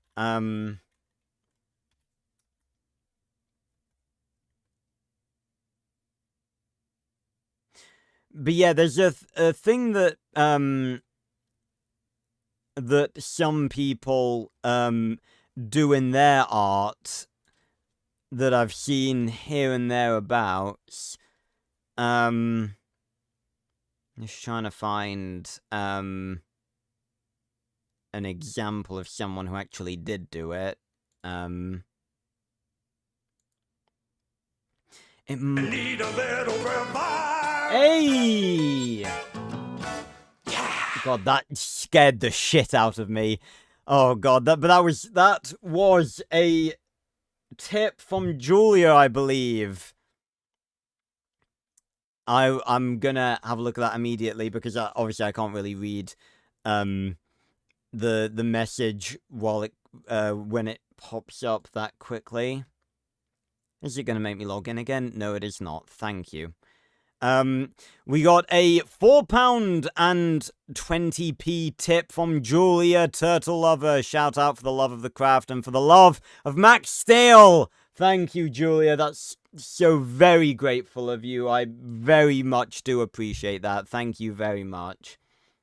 Again, I never, ask for donations. They're not necessary. I legit am happy that all of you are just here to, be, be here with me on stream, hanging out. But yeah, thank you so much, Julia. I really appreciate that. Yeah, what was I looking for? Yeah, I can't remember who it was. It was someone, I think it was someone on Tumblr. I can't remember who it was, but I have seen it in multiple places as well. The idea that Max's hair actually turns blue because of turbo energy, I really like that idea. And this could actually suggest that,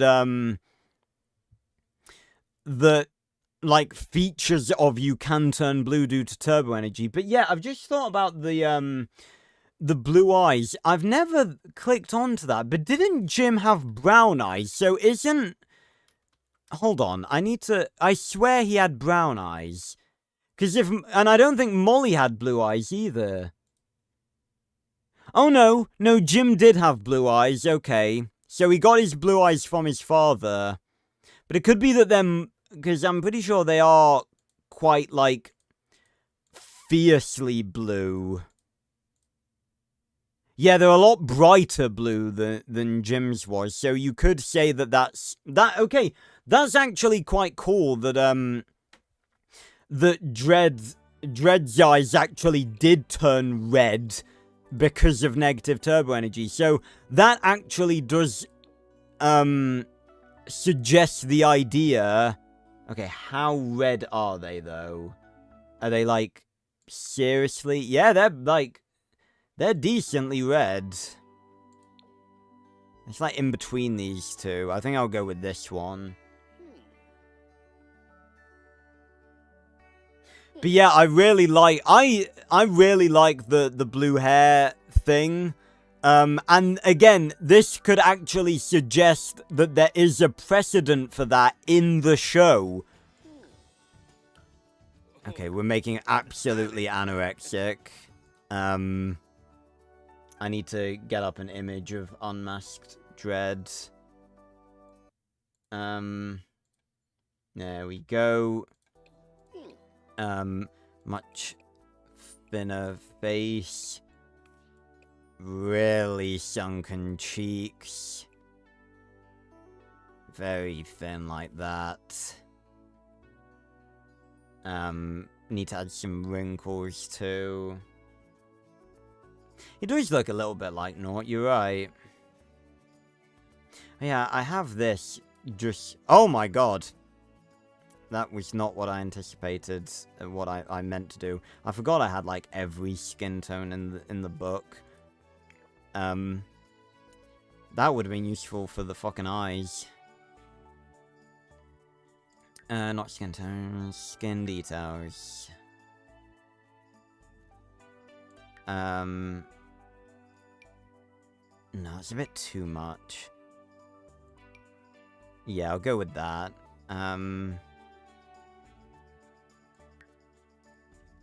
And then... No, again, I don't want to make him too...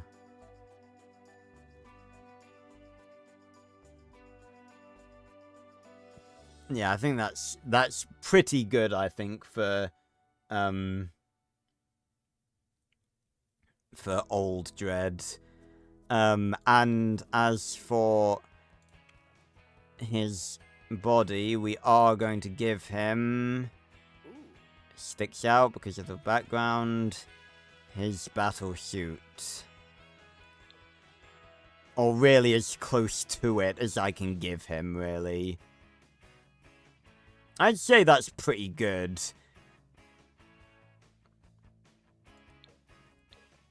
Yeah. Maybe make him give him a bit of weight. Because this makes him look more lightweight than he actually is. So add a bit of weight to maybe, like, counteract that.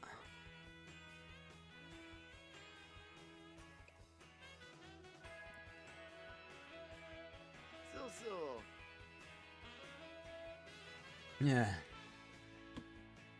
But yeah, I really do like that idea of Taconians. It probably might not even be like Taconians, but it might be to do with Max, because like of the weird way his human and Taconian DNA merges together, and the fact that he just generates so much of it that it could like actually start not corrupting but changing his actual appearance and changing his hair color and changing like his eye color, making it brighter.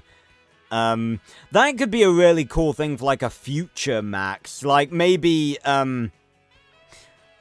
you know, in the far future, Max's hair would like be permanently blue and his eyes would be like really bright.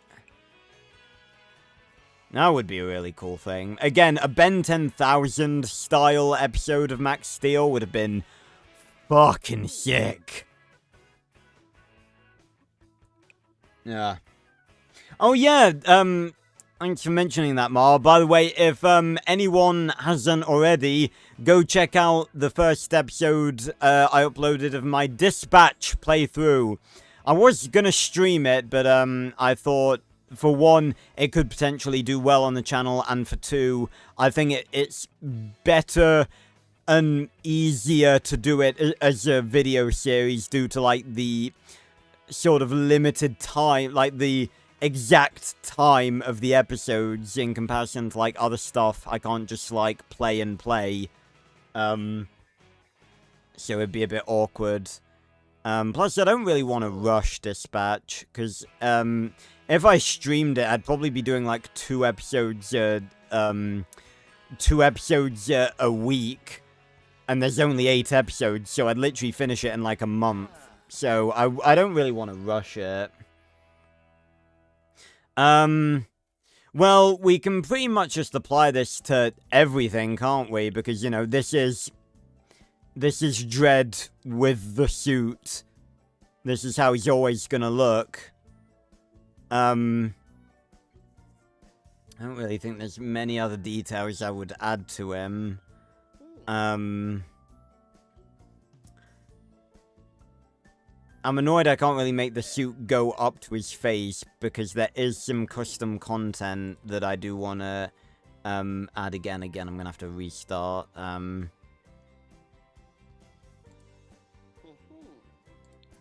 Yeah, again, I'm not going to, like, change his stuff or anything. I don't think, like, he really fits with any of the occults.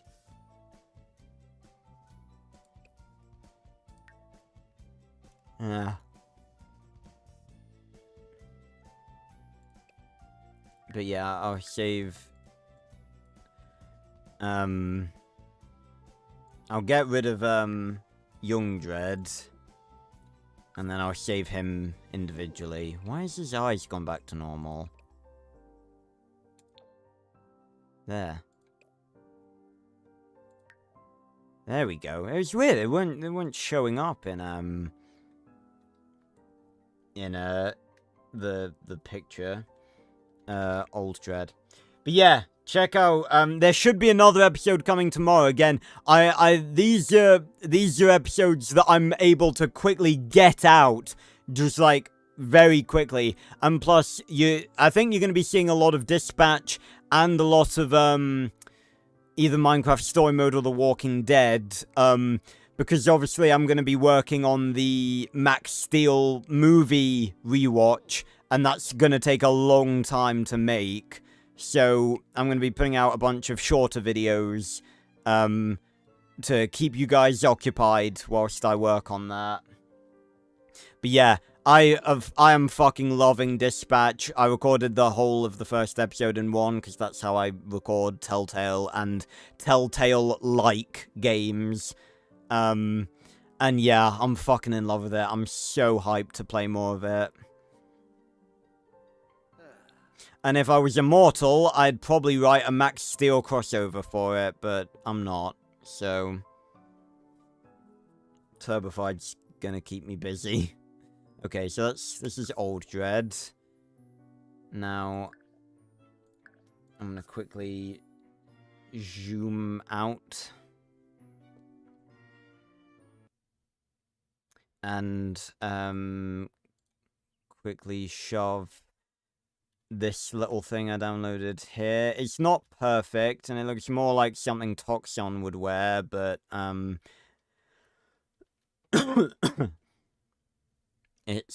it'll do.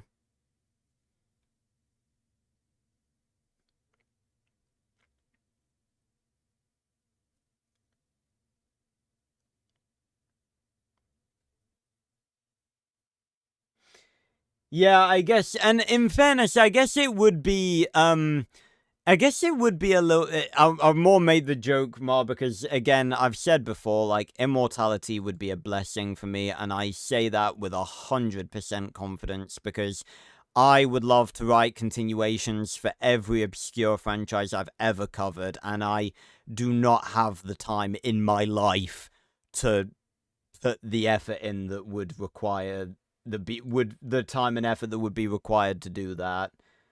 But I would argue that a Dispatch, I think it would be more along the lines of like a crossover in that I'd be replacing Rob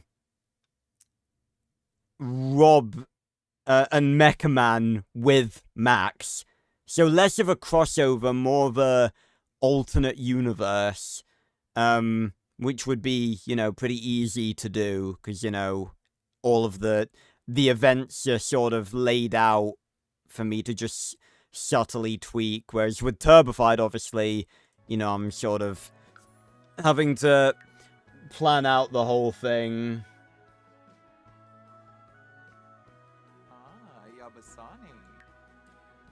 Okay. That was not the voice that matched with that character. Okay. So let's get, why does it keep going to most popular first? Wait a minute.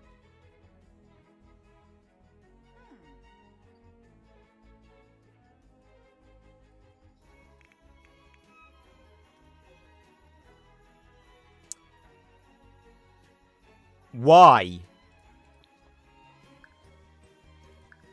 Are you shitting me? Why did it not save? You fucking saw me save it.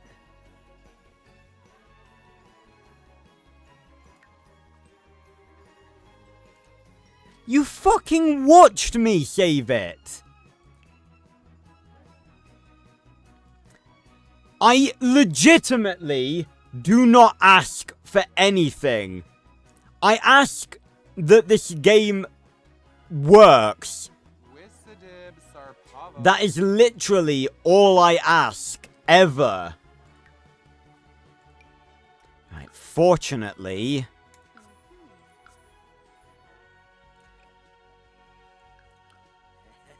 there wasn't much.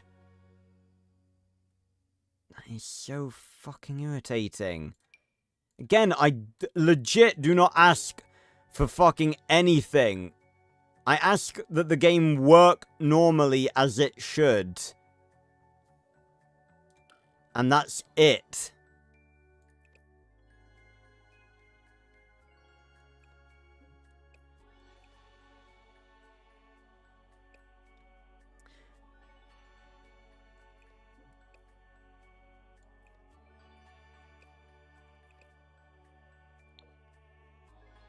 Okay, that's pretty much how it was before. Ah.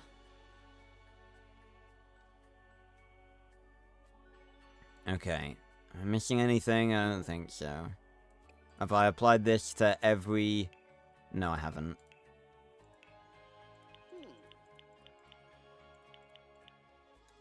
There we go. Okay. But yeah, and again, with stuff like that, that seems something with, like, not much substance to it. Like, I like to, I guess I like to write stuff that requires a little bit more effort than that, but, I guess, you know, maybe once I've finished playing Dispatch, I might give that a go, because I don't think that I'd take much to write. You know, 8 episodes with all the events laid out in front of me. Yeah,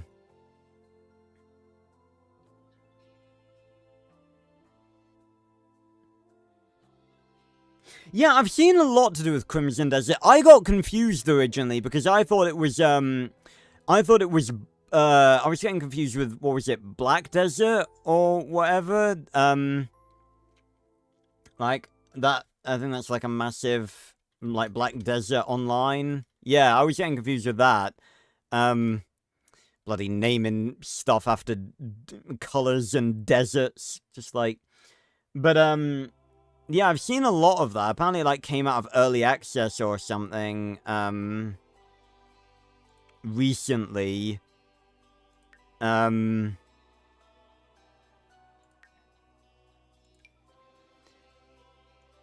So, yeah, and it's on, like, the Steam front page and everything. So, yeah. Okay. Can I make his eyes a bit higher? Yeah, I think that works. Okay, so now I can use the thing that I restarted for. Should be in here. Here it is. So I found, like, a gas mask-looking thing. I tell you what, that actually doesn't look too bad. That fits pretty well. Again, it's not perfect, because if I were able to, like, take away the actual gas mask, like, rings, but that actually does not look too bad. That's pretty fitting. Yeah, there's no version that doesn't have those. But yeah, I dig that. That's, boom. That's Old Dread right there. And I think that's literally all we need to do for him. So that's... Give me the creepy pick. There we go. Actually looks sick. Right, Old Dread. Yes, save household to my gallery. View item details. Open the gallery.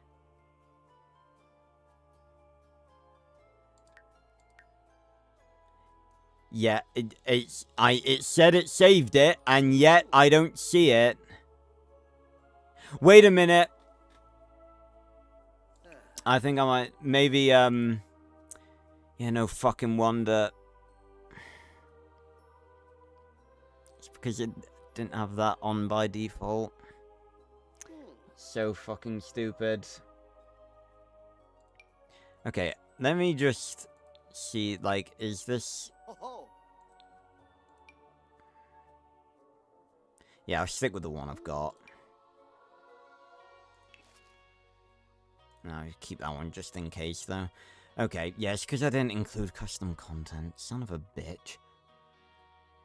I created a fuck ton of Star Wars characters, recently, as you can see. All of Ahsoka's different variants. Very cool. I was able to get her looking really accurate, too. Again, that's always the really, really cool part of The Sims, when you can get them looking good. It's, like, so satisfying. Oh,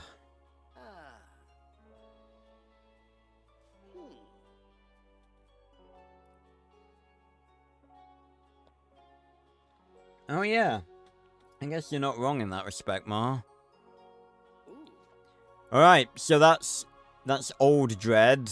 Now, I guess we can just take this and make him hench. So, I mean, again, yeah, he's very hench. I don't really know what to do about the helmet. I don't really think there's anything I can do about the helmet. Maybe just keep him like this. Or maybe, hold on, maybe change his suit to be more red.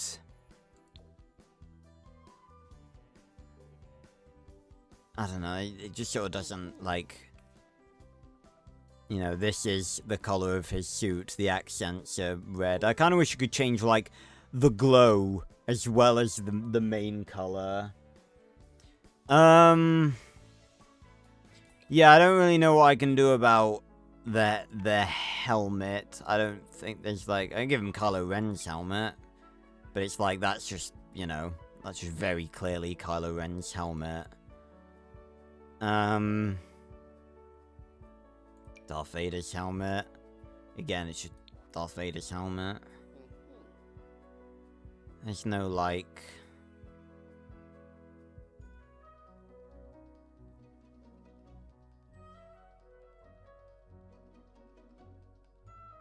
No, that wouldn't look good anyway. Might have one last quick look at,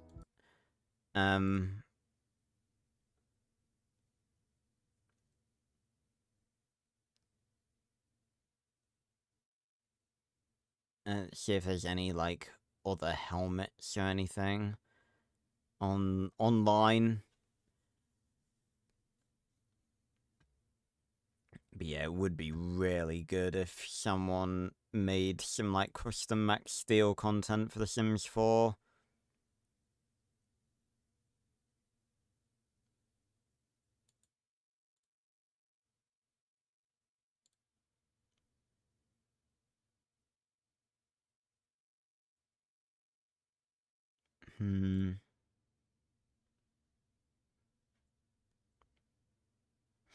Ugh. Oh, this person's made some very funky looking shit. A lot of Destiny stuff. I think I saw some Halo stuff.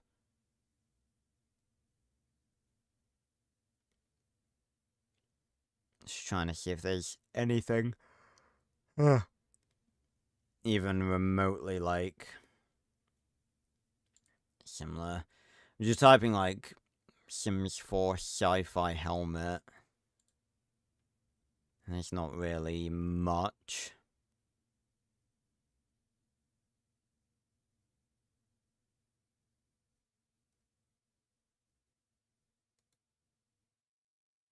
some very talented creators in the Sims 4 modding community. I will say that. Oh, like dragon wings and stuff. Very talented. Yeah, that's the thing, Hassan. I don't think there is anything. Yeah, it's just not really again, Dread has a very sort of specific looking helmet. And I just don't really think I'm gonna find anything that resembles it enough to look good.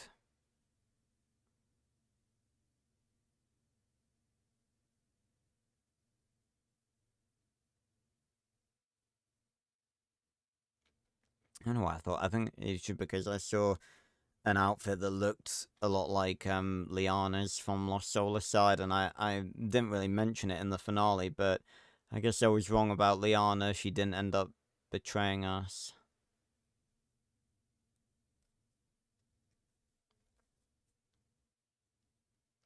Okay, yeah, I'm not seeing anything, I don't think.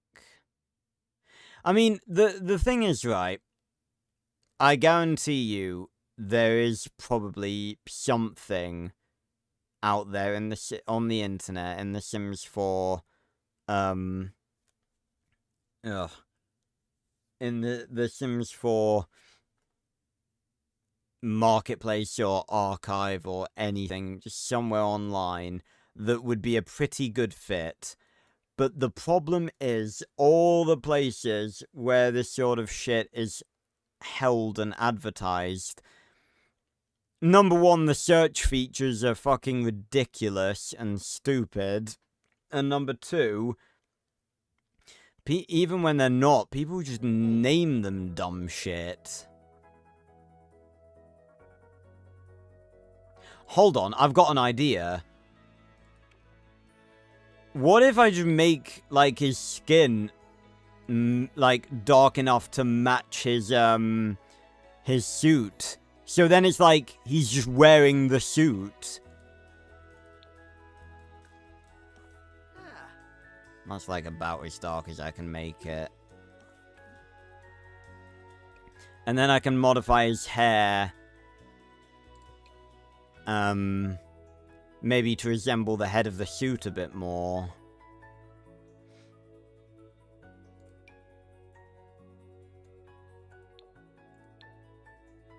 I don't know if I can get that to sort of work. It might just look a bit shit. Perfect. I don't remember why I downloaded these dreadlocks. Who was I trying to create? It must have been someone from Star Wars. Who was I trying to create from Star Wars that has dreadlocks? I'm not sure. Okay, where's bold? I've probably gone past it.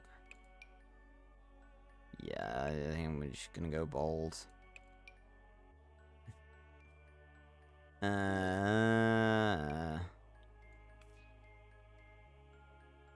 I mean, it doesn't look the best. Oh, hold on. Maybe if we're going that direction, I could give him some sort of hat. As long as it's one that actually works.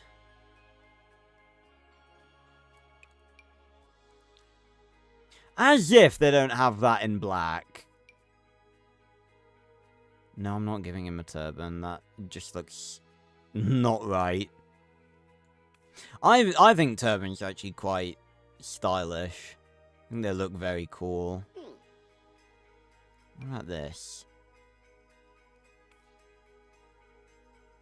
I feel like I just want to sort of give him I want to try and give him something. And something that it isn't like just very evidently like a hat. I kind of want to see how that looks. Hold on, there is a command to unlock all the Star Wars stuff. It shouldn't be locked to begin with.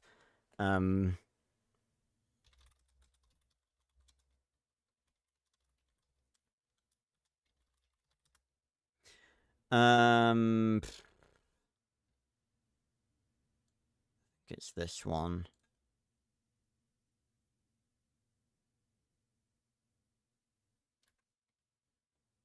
I think. Okay, there's. I think it's that. There we go. So now, going to head where? Get rid of the command line. If we go down to the bottom. Oh yeah, it's just in. Yep, it's now with everything else. Okay. What about that? It's mainly just because that's like so recognizable as a Star Wars thing. What about that other one? It's the fact that it has the First Order thing on it.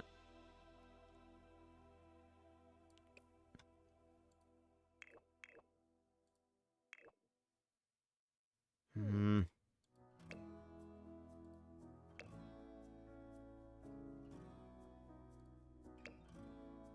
Aha.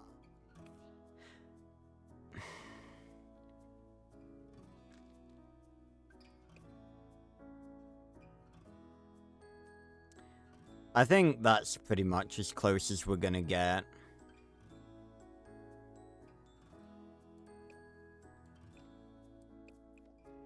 Well, so I need to make it. Yeah, he is like super wide.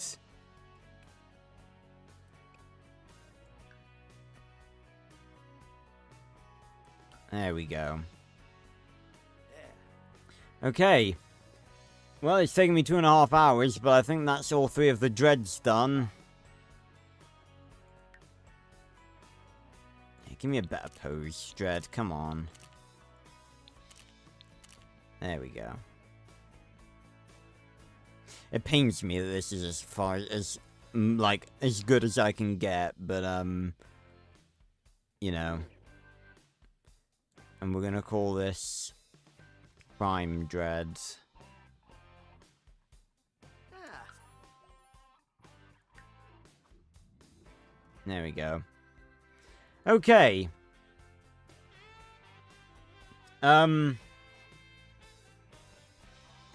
I might just, considering we've done, you know, Dread, all through this stream, I might just, give you guys what you want and make naught. I don't know, though. I kind of want to save him for, like, a side character stream. I mean, it doesn't really matter. I mean, we can get started on Toxon.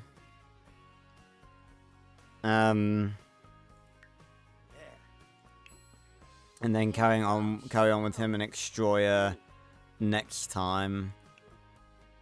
Because this is going to be a weekly thing!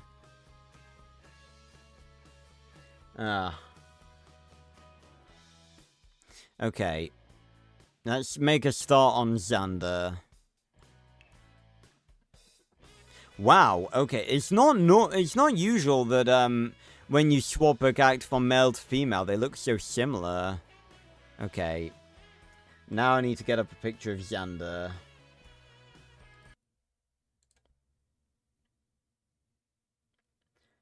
Toxon, da da da da da da da da da da ha ha ha ha.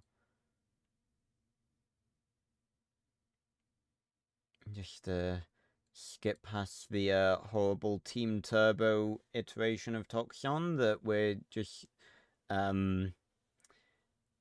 going to ignore, and that shouldn't be the first image anyway, because it's not chronologically how he started off. Okay. I think that I could probably get Titus looking pretty good. Again, he's gonna have a similar suit to Dread. First of all, get rid of that hair. Yep, that's pretty... I think that's pretty spot on.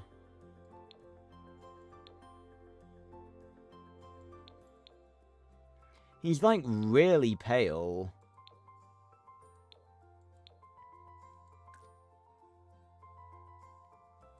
It's like... He doesn't have a lot of colour to him. a lot of colour in his skin. Like, slightly tinted.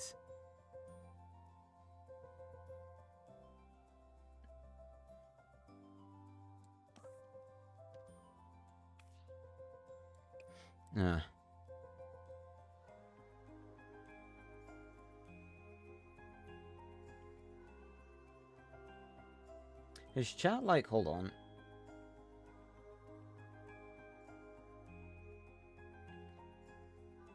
You guys should is the stream been delayed or something? It's not usually that delayed. Ugh.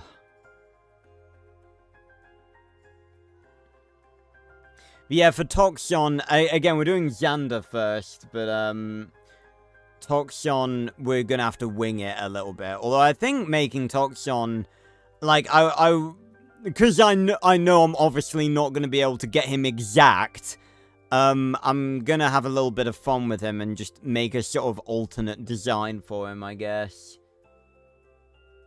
I can't really tell from this image, but I think Xander has, like, quite dark brown eyes. He has a very thin head, not quite that thin. Very long, head. I know that skin tone is just, like, not quite right.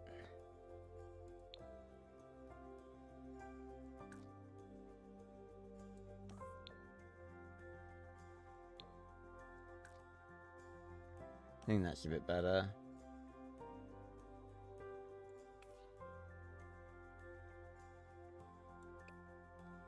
It's like trying to get this shade right. Yeah, I think that's about right. No. He's pretty pale. Well, not even really pale, he just a particular shade of white skin. Right.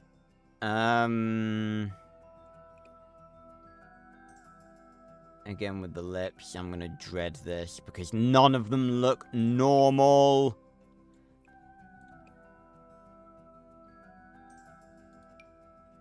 Okay, that's better. Jesus. I think he generally did have quite... Okay, I need to get up a reference. Need to get up Cleaning House because I can't build Xander off of a single image. Ugh.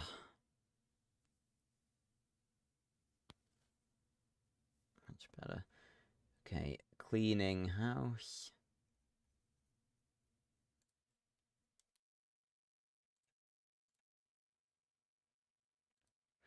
Alright, Xander.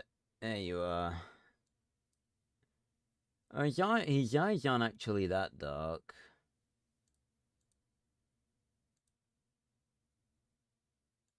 There we go, that's a perfect view of him.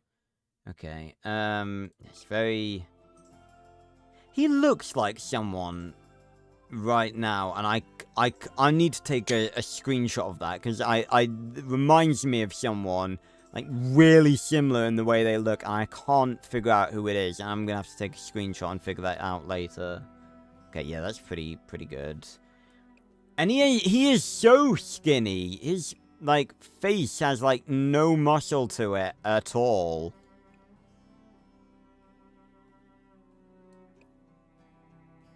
Hold on, yeah, I'm gonna have to go into detail edit mode. Okay.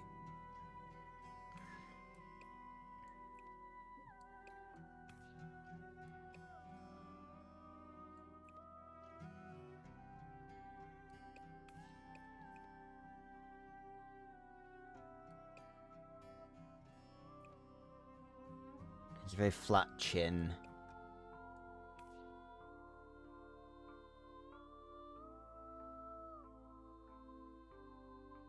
That's actually an interesting theory, Hassan. Again, yeah, that's sort of a thing I think that people forget about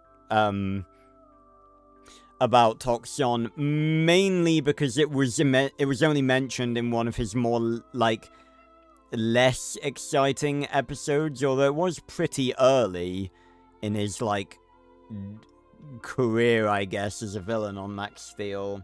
Yeah, someone said, earlier, that, I can't remember who it was, but, that Max doesn't really have that bigger rogues gallery, and I guess it's not like a regular rogues gallery.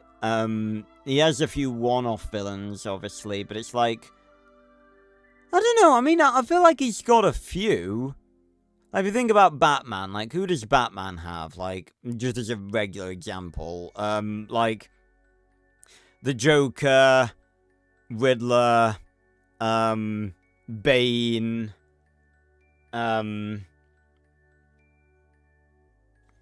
Joker, Riddler, but again, I'm not a DC person, so I can't just pull these off the top of my head. Joker, Riddler, Bane, I guess throw Harley Quinn in there, Penguin, maybe throw Catwoman in there.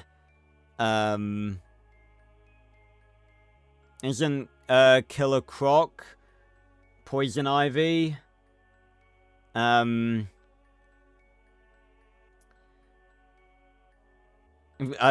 was worded weirdly. A Killer Croc is not Poison Ivy, but yeah, Killer Croc, Poison Ivy. So that's like the ones that I can think of, and there's definitely a lot more, but I can think of 8 off the top of my head. Age Adventures. And then if you think about Max, who does Max have? Dread, Toxon, Extroyer. The Elementors technically count as one group, but you could argue that they're individuals. Like, you could definitely argue that you could, like, count Ultimate Elementor separate to Metal Elementor. Machino. Although, again, like, with Machino, he's not really, like, a part of the rogue gallery, because he was sort of like a seasonal antagonist, and then he got, like, then they got rid of him. But, you know, it depends if you want to count, Machino as part of that.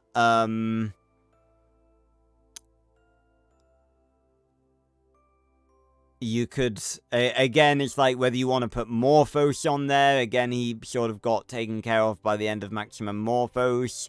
You could put Nort up there. Technically Blast, Prism, and Chomp.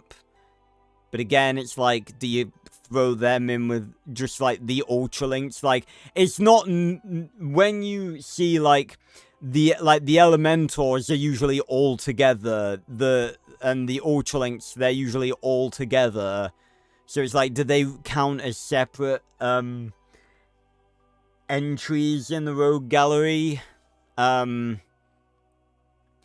He's got some one-offs.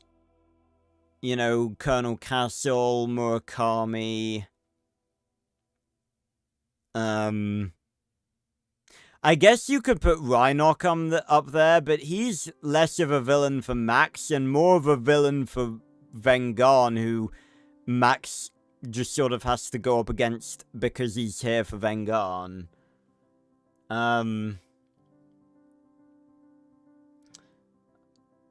Yeah, I guess you could put Plaztec up there, but again, he was a one-off villain. When it comes to, like, repetitive villains, like villains that aren't one-offs and just keep coming back, who do you really have? Dread, Toxon, Extroyer, and the Ultralinks, you know. I'd say that's because you don't really see them separate from one another. So that includes the Elementors, that includes Metalac, that includes Blast, Prism, and Chomp. So really, if you think about it, his Rogues Gallery really only consists of, like, 4 individual entries. So, yeah, I guess he does have quite a small rogues gallery. But then again, I kind of, I don't know if I have a problem with that. I don't really think I have a problem with that. Mainly due to the fact that, like, we sort of saw what happened when they do more, episode variety in the, well, not episode variety, but, like, in Season 2. I mean, I prefer Season 2 to Season 1, I'm gonna be honest. And I think it is, frankly, objectively better in Season 2. I don't really think I've ever met anyone who's said that Season 1 is better. But, like, if you think about it, in Season 2, we only got 3 Toxon episodes out of 26, and I want to say, how many Extroyer episodes did we get? I want to say 4. Dread Ascendant technically counts, although that wasn't real. That was a bit of a hybrid episode. Dread Ascendant, I think I've mentioned this before, but Dread Ascendant, I think, is genuinely the most underrated episode of Max Steel. That's Season 2, Episode 3, where Dread tricks Ultimate Elementor into attacking Entech when they're at full, like,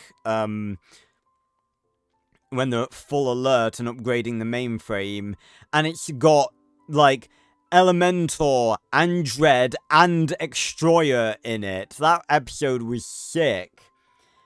And the reason I think it's underrated is because it was one of the episodes that people couldn't watch back in the day because the official channel accidentally uploaded Making the Grade, the Chimera Extroyer episode, and titled it Dread Ascendant, which is really irritating, because it's a really good episode. But, yeah, you had Dread Ascendant, that does count, because you got a new form and everything. It wasn't entirely focused on him. Then there was, I can never remember the name of this one, the one with Furbo. Animal Attraction, that's it. I can never remember the episode name of that one.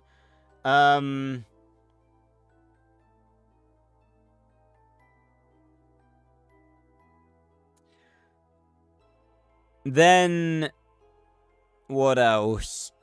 Then Lights, Camera, Max.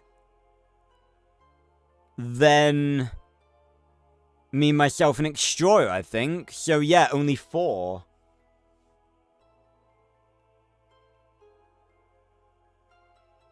Yeah, I guess, because that's the thing, right? I think I just would have preferred them give, I think it sort of feels, it's mainly just that I think they underutilized Toxon literally just by 1 episode. Like, I don't think it feels like we hardly see Extroyer in Season 2. And again, I think I really like Season 2 because it doesn't feel repetitive. Like, in the early bits of Season 1, like, so many episodes felt really unique. Like, we had, you know, what do we have in Season 1? Like, early Season 1, we had, like, obviously, the 3-part opener, and, like, we had an individual episode for an Elementor, we had, obviously, villain debut episodes, which were unique, and we had, like, a couple of one-off villain episodes, like, you know, we had Murakami, and yes, that had Norton, but, like, the episode was about Murakami. And we had Uncle Sam Wants You, and again, yes, Dredd was in that, but I'd say that, you know, Colonel Castle makes that episode more unique. But But then as we went like further into season 1, it was just like I've talked about this before. It just got repetitive, and it was just like Dread episode, Extra episode, Toxon episode, Dread episode, and like you had the Elementors in there as well, but a lot of the time they had to do with Dread as well. So it just was really not that varied in season 1, but in season 2, it was way more varied. I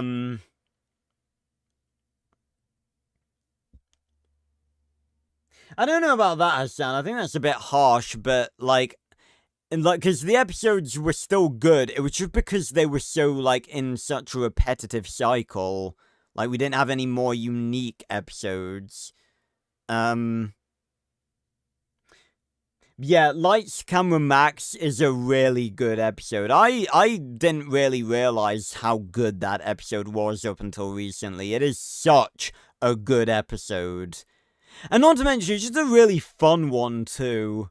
Like that's the beautiful thing about Max Steel. It knows when to take things seriously and when to like have a laugh. Like I constantly compare it to Ben 10, and you know, Ben 10 is just a mess in comparison to Max Steel.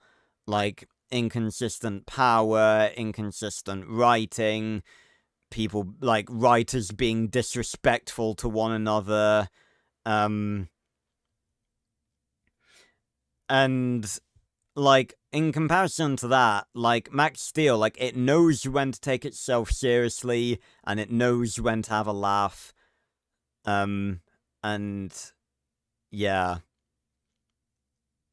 Like again, that's just a thing that annoys me. Like I like Ben 10, but I really can't, like I don't even really want to watch it because it's like I know how bad the writing is at so many different points.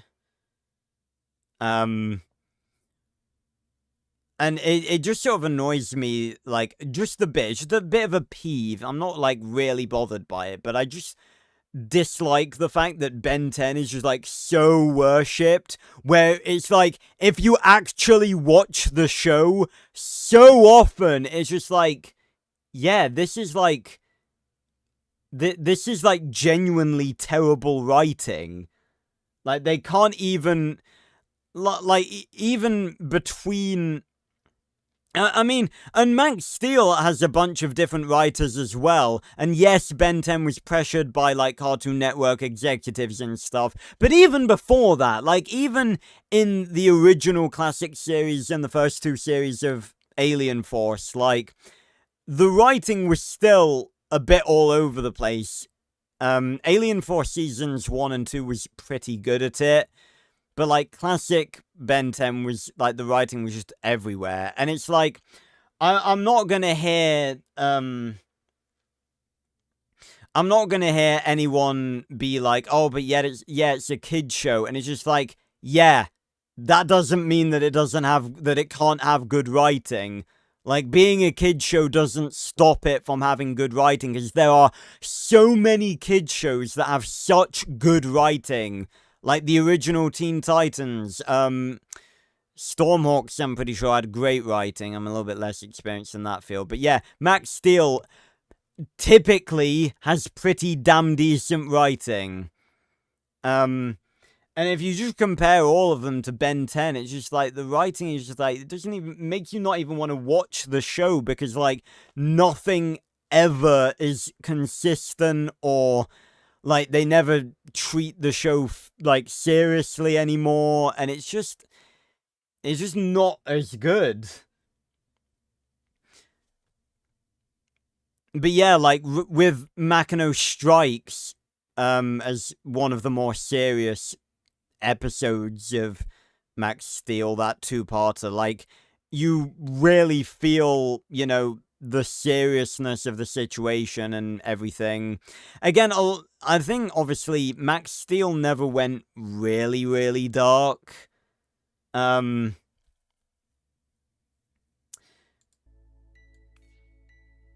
can't...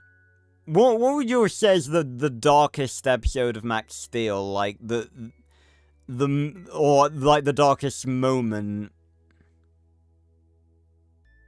I'm trying to think off the top of my head. I can't really think of much. Probably something in season 2, I'd probably say. Because they sort of blend the seriousness with the comic book, like, cool very well, so that it never becomes, like, too dark. I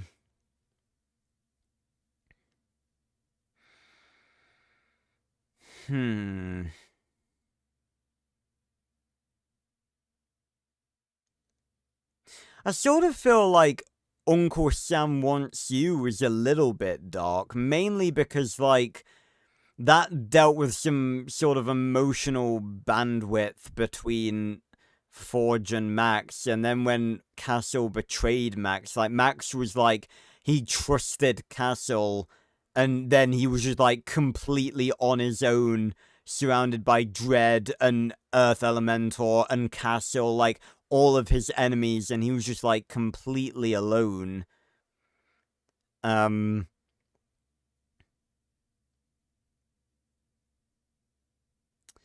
don't know.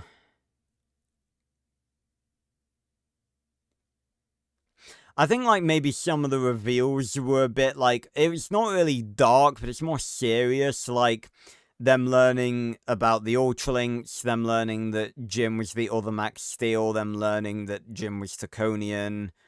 But I can't really think of many actual dark moments in the show. They never really went that route, I don't think. Maybe Ultralink Invasion parts 1 and 2.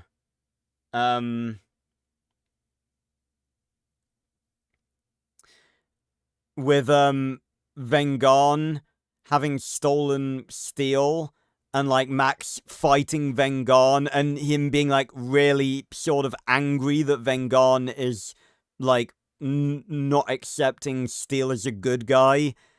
And it helps with the fact that Vengarn is a very serious character. But yeah, I think The Legend of J.M. Micro is probably up there. I don't think it's really dark. I think it's just more serious. I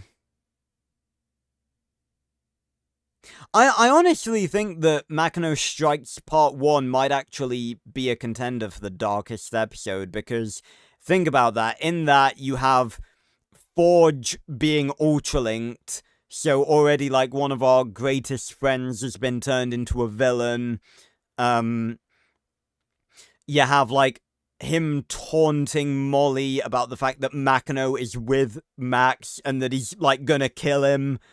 The destruction of Entech, which is, like, a very big lasting consequence, because, like, obviously that was a location that we'd had since the very start.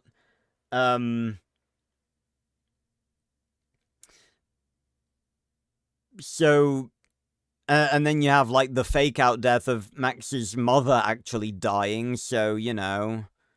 I think that's I'd say that that's probably... Again, Legend of J.M. Micro was serious, but I think Makino Strikes, you could argue, was actually quite dark. For Max Steel. I don't think any other episode really came close to that. Maybe Fugitives, mainly just because they treated that plotline quite seriously with Vengarn and Rhinoc, and their whole, you know, history with one another.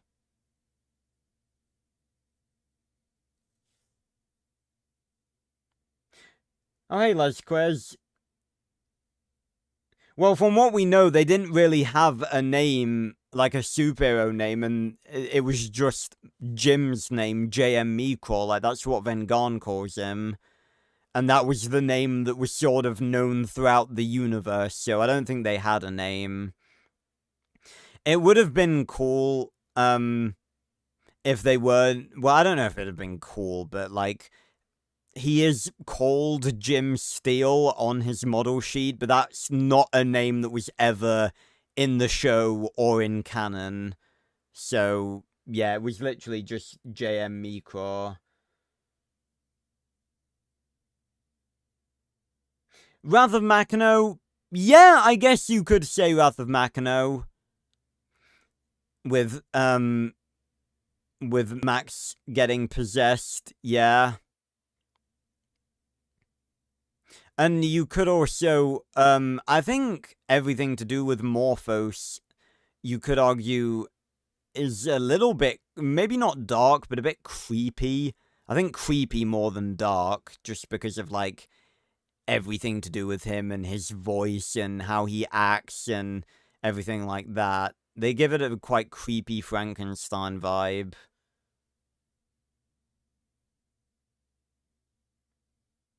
I think you actually, you were pretty close,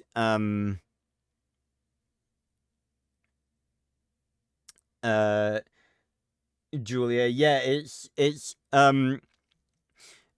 uppercase J, lowercase a, apostrophe, lowercase em, space, uppercase M, lowercase k, apostrophe, lowercase r-a-h. So you are actually pretty close. But yeah, that was just sort of the title that they went with while they were out in the universe for an unspecified amount of time. Xander actually has quite... See, this is so annoying, because it's like, the eyes just don't really open as well, and then, the eyelids are so fucking significant. It's like, I need them right up against... Oh my god, I did not know you could adjust the eyelids. Fucking hell. I am, like, discovering more stuff about this game. I swear. He does have quite thin eyes, quite narrow, beady eyes. I still think this bit is, like, needs to be... Yeah, there we go.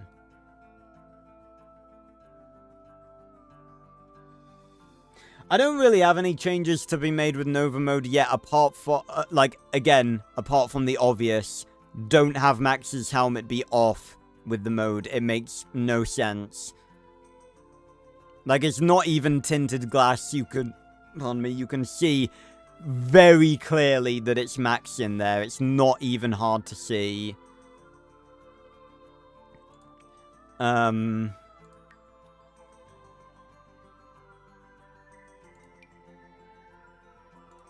He does have quite firm, sort of... I don't even know what you would call those, like, mouth creases? But yeah... Yeah, most of the new ones are. Hammer Claw mode, at least, was tinted enough that you could realistically say that it conceals his identity. Again, you guys know I'm a Hammer Claw mode defender. I think it's the only turbo mode from the season, after season 3. That and armor mode that can fit into the prime era seamlessly as an actual good turbo mode.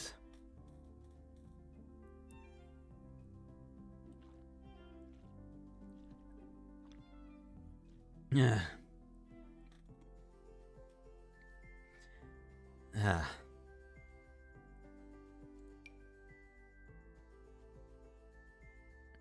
No, go with that one.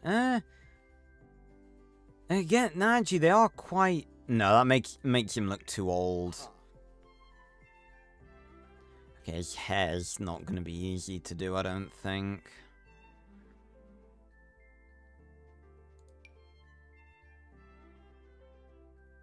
But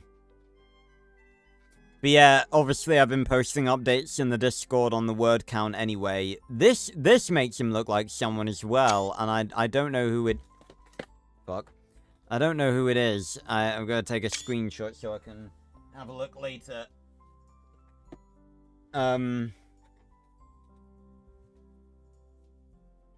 Well, it seems to be like, armor mode is more, like, reconfigurable, like, more of a reconfigurable turbo mode with its own, like, weapons. It'd be like if all of, because it has a shield and a sword, but you can reconfigure the sword, and the shield to be like a blaster together, and we didn't really see much else of what it could do. But I really like that idea for turbo mode. Like, it's the only one from Season 5 that looks realistically like a turbo mode. Because, like, the others from Turbocharged, while I don't really have a problem with them, are a bit too, like, they're just, like, attachments rather than turbo modes. Although, again, if they decided to make turbo modes go that way, I wouldn't have a problem with it if they just kept him and Steel together. But all the ones in Turbo Warriors are just, like, not even turbo modes. They're just, like, completely separate from Max.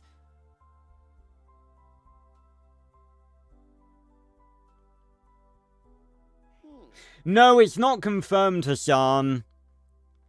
Again, it's up in the air whether or not during that segment he would figure it out.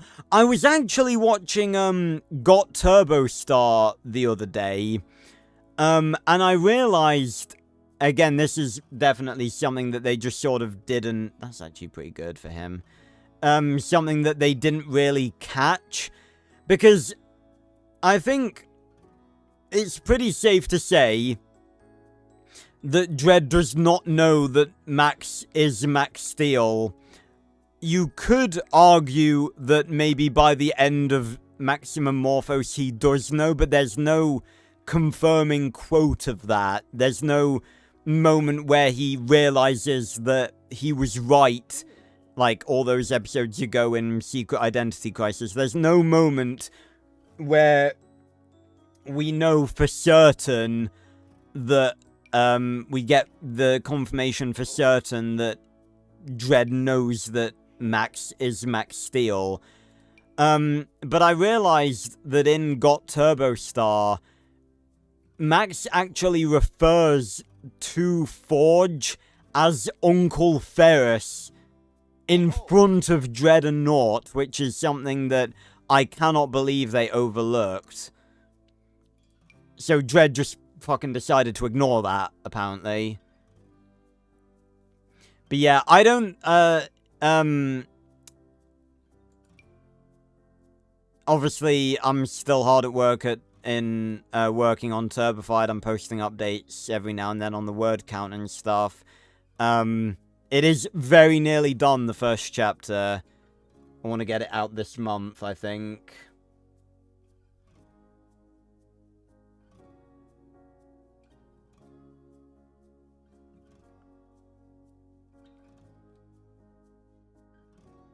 No, again, it's not your boy. He says his final quote is, ironically, his final quote of the series is that Max Steel is something else. It's not that there's no linkage to Jim. He doesn't say anything like that. There's no quote, as far as I can remember, that actually ties Jim to Max and suggests that Dredd actually knows that that Max is Jim's son. And again, it's not really that because again, Dredd still has not gotten, clearly has still not gotten over the fact that he saw Max and Max Steel beside each other. So he knows that whoever Max is, he's just working with Entech. He doesn't necessarily have to be related to Molly or Forge or Jim. So, again, I don't, you can argue that he could have figured it out. at the end of season 3, but it wasn't confirmed. And I think there is also the argument that, you know, there was no concrete, solid quote that Dredd said that proves that he knows now. So, I just sort of take that. And Dredd's not gonna know that Max is Max Steel in Turbified, because I think once he does know that, you can't go back from that. I think if he's going to learn that, I'm not saying he's going to learn that, but if he is going to learn that, it's going to be way near the end of Turbified, because once he does know that, he knows how to hurt Max, and he knows, you know, once he knows that it's Jim and Molly's son, it's Forge's nephew, he knows that, you know, obviously it's not just, oh, Forge is his commander, Molly and Jim are his allies. No, they're a family, and that opens up a whole new realm of danger when it comes to Dredd being Max's villain. That's why I don't really... Because it's like, once that happens, you can't take that back. Because it's like, then Dredd is going to be attacking Max at school. He's going to be attacking Max at home. He's going to be finding out where his family lives, because he knows that now. And then that affects, like, how the public know him. If he attacks him at school, like, he's going to have to go he's going to have to go Turbo at school in front of everyone. So that's a very slippery slope that I don't want to go down until I'm absolutely ready. Because that's something that you sort of can't take back.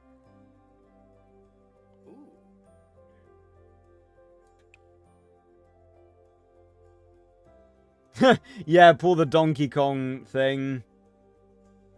Yeah, and I mean, honestly, Julia, it's mostly just because I do not have a life outside of Max Steel, and I've always, since I was a kid, just because I've always been very into, just fiction and stuff. I've always been, like, really good at committing, like, episodes and stuff to memory so that I can quote them exactly. And not to mention, with Max Steel, I'm, like, watching episodes, sometimes just while I'm, like, having food or stuff, just for entertainment, and watching it while I'm doing, like, research for stuff. So it's like, I'm constantly keeping that brain bank, if you'll excuse the, reference to season 4, of my Max Steel knowledge topped up so that it doesn't, like, decrease. But, I make mistakes. I remember I said in, what's it called, I think it was the Toxic Morphos, analysis and rewatch, that, Morphos never actually used any of Extroya's limbs. Actually, he did in part 1 of Maximum Morphos, when he was fighting Dredd and Max in Dredd's Victorian Manor. So, yeah, like, I make mistakes every now and then. I'm not perfect. But generally, I think I'm pretty good when it comes to quotes. Yeah, that Max Steel is something else.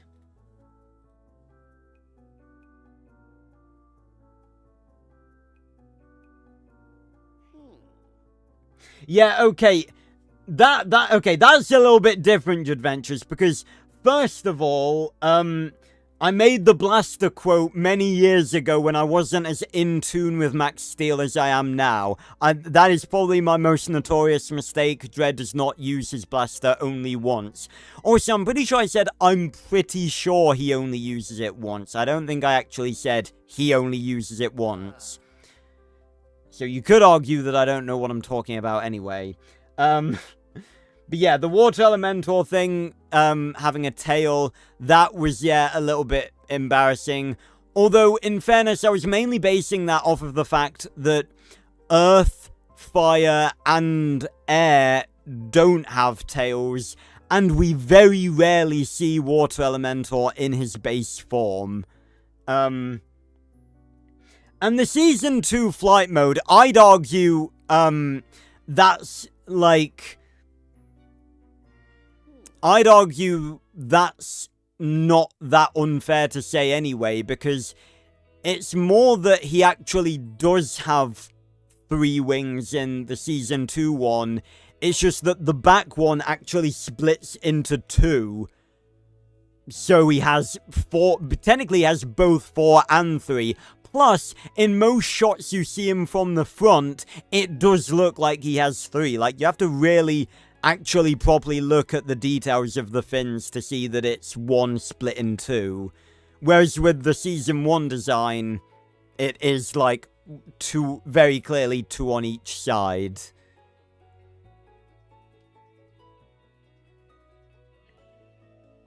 Give me a shot of your hair, Xander. I think that's... he has quite thin hair. Again, I'm not gonna get this exact.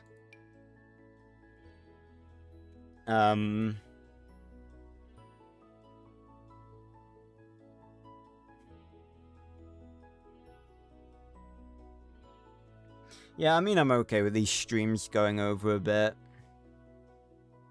And plus, it doesn't really matter. Like, again, this series is gonna... oh my god. This series is gonna be a weekly thing now, so it doesn't really matter if we're just talking and while we're doing this sort of stuff.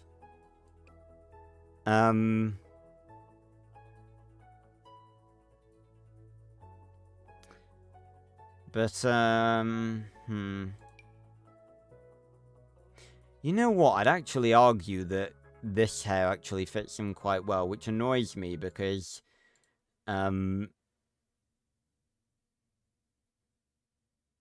it's not quite that spiked up.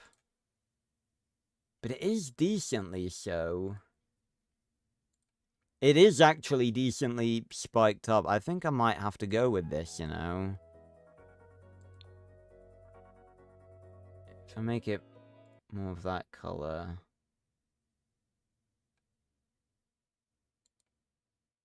If you actually look, I'd say that's a pretty good... this looks like someone, and I swear it's someone from Doctor Who. And his eyes need to be closer together. Maybe not that close. Like, evenly. Yeah, it is young Dredd's hair, but again, it doesn't really matter if they have similar hair.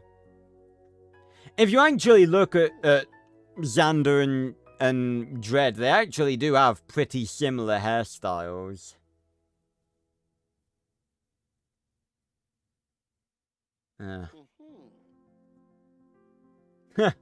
Oh, nice, Julia. Yeah. I mean, that's just the thing, us creators, we don't sleep. As Snotlout once said, rest is for the weak. No, don't follow our example, people. Get good rest.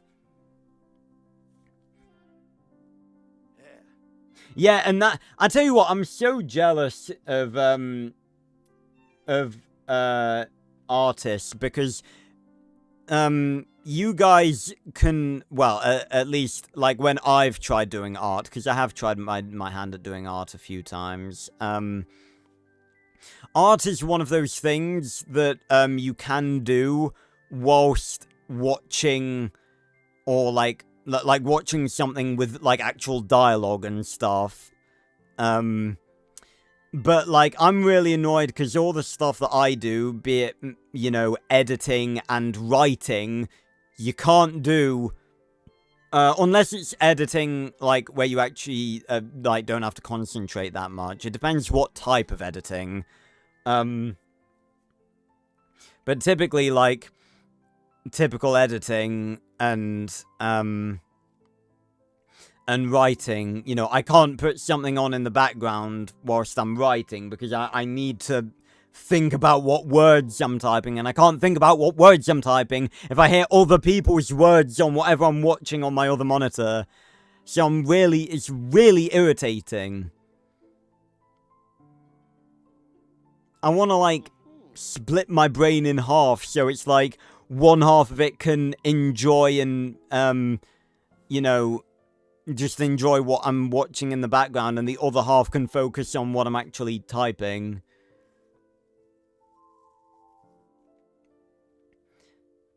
Okay. Doesn't really have any facial hair.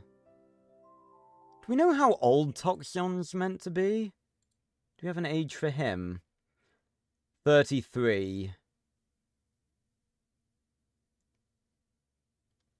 See, Xander is someone I think the age does kind of fit, because, like, I'd say he actually does look in his early 30s.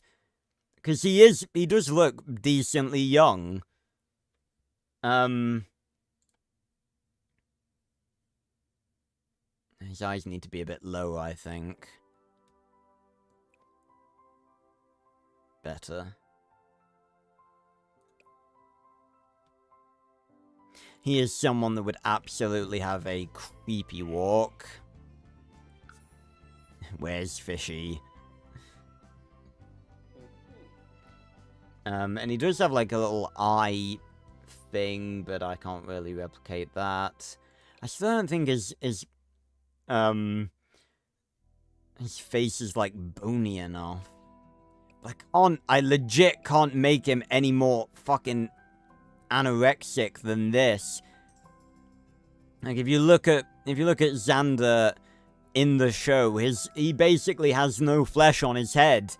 You can see it's like his skull is trying to rip through his face. He's so skinny, it's not even funny. Yeah, he's definitely younger than Dread and Winter. He's like the one Max Steel character who actually looks his age. Okay, what about his eyebrows? They're quite,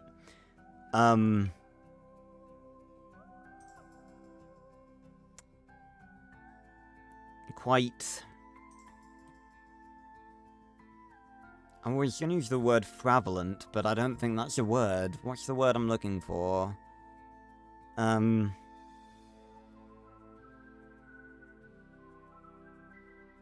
legit can't think. Yeah, that's pretty similar to what he has. I think it maybe needs to be a bit thicker. Maybe not that thick. Again, they're quite solid as well, that's the problem. Oh my god. Again, you can never get it just right, can you? Ever. I definitely think we go with the too intense rather than the not intense enough. Although, actually, hold on. If I go into Alright, no, I can just move it. I can't, like, change the size of it or anything.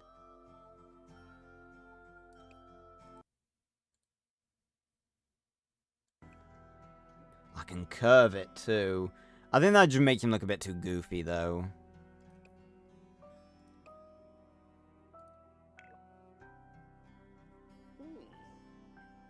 Nah.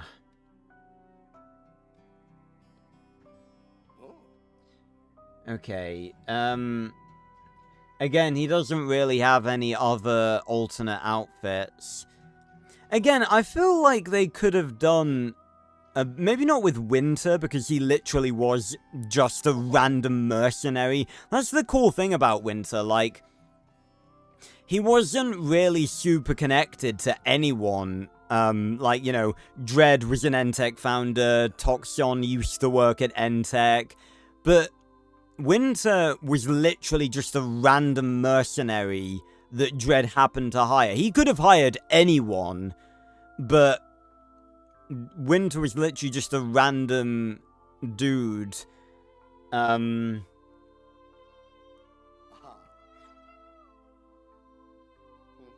Now, Xander's not 24 to 26. He's definitely older than that. Again, I think he's the only one that fits with the age that they actually gave him. But yeah, like, Extroyer literally could have been anyone. Because, you know, actually, it was more the fact that obviously, like, Dredd could have hired someone that didn't,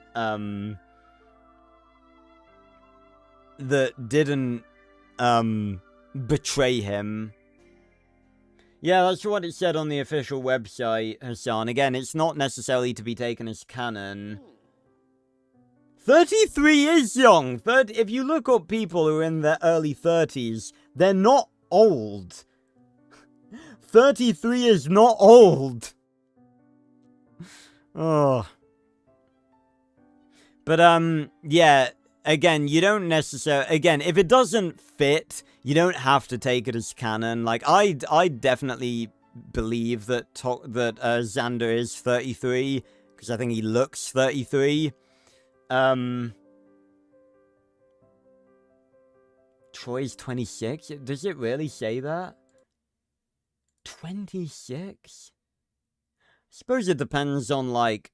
No, there's no way that Troy's 26. No, I don't believe that. There's no way that Troy Winter is fucking 20... No, I refuse to believe it. That's just not right. Winter is not in his late 20s. There's no way in hell.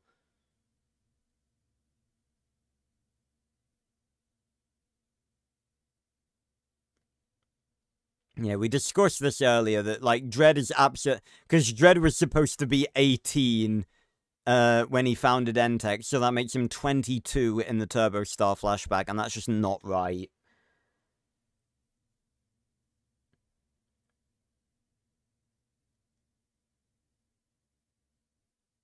But, yeah, again, if Dredd had hired someone else, like, someone different from Winter, who wasn't, like, as greedy, he very well might have got his hands on that Ultralink. Again, we still don't really know why he actually wanted it, or what he was gonna do with it.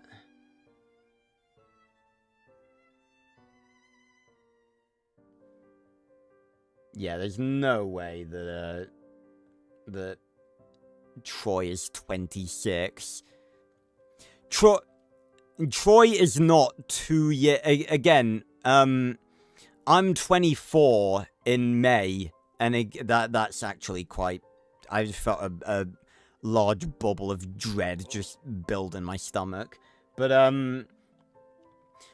there is no physical way in hell, no matter how much he's worked out, that Troy Winter is pretty much 2 years older than I am. There's no way. It's just not a thing. Early 30s at an absolute minimum. Probably late 30s, early 40s. Maybe late 30s. Mid to late 30s, I'd put Troy. Yeah, I'm very bad at guessing ages too, but yeah, like, no way is he 26. No way. Alright, but yeah, again, Xander really just has one. But yeah, that's what I was saying. I got distracted talking about Troy, but I think they could have done a bit more, because if you think about it, like, it's different, it's different for, like, stuff that, that's, like, drawn, again, using Ben 10 as an example, like, you know, while everything has to be concepted, once you have a basic, like, design, like a model sheet, it's very easy to make, like, minor changes and stuff, whereas with 3D models, like, with Max Steel, obviously, you have to make, like, actual changes to the model if you want to do anything. And if you think about it, they made an entire 3D model for, like, Xander and Troy, and they only featured in one episode. And, you know, that doesn't always have to, you know, not be the case. You know, they can be one-off appearances. But maybe with Xander, I feel like they could have done some sort of flashback just to use him a little bit more. Because I feel like he's a character that had potential to learn about the past of. Like, when did he join NTech? Why was he fired? What did he work on? Was he there when Jim was at NTech? Like, that's something that, I've always been a bit, like, I've wondered about. Like, I actually had a theory, right? This was something I was thinking about when writing Turbified, because obviously Jim's back now, so technically Toxon could meet Jim. I actually had a theory that maybe, because obviously Xander, while being insane, he is very, very smart. He's a very, very good scientist. So, here's a fun theory. Was Xander actually the replacement for Jim when the Turbostar accident happened? Because obviously, it's just a fucking fly. Obviously, you know, after they lost Jim, they didn't have a lead scientist, person. So, and Xander's very smart, so was Xander the replacement for Jim?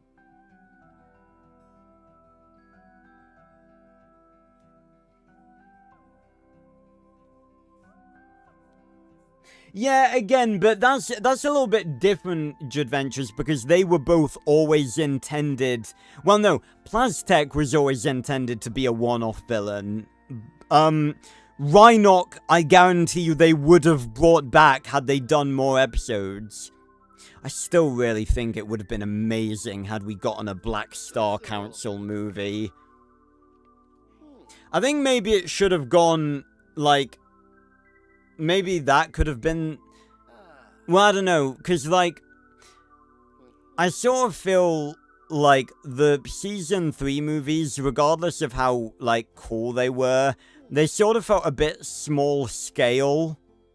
Just because, you know, we didn't really leave Earth. Yes, we threw Makino into space. That doesn't really count. But it's like, we didn't leave Earth. And it's all focused solely around, like, the city of Copper Canyon. But, I feel like maybe a Black Star Council movie could have been, like, a good finale. Because that's, like, the biggest cliffhanger in Max Steel.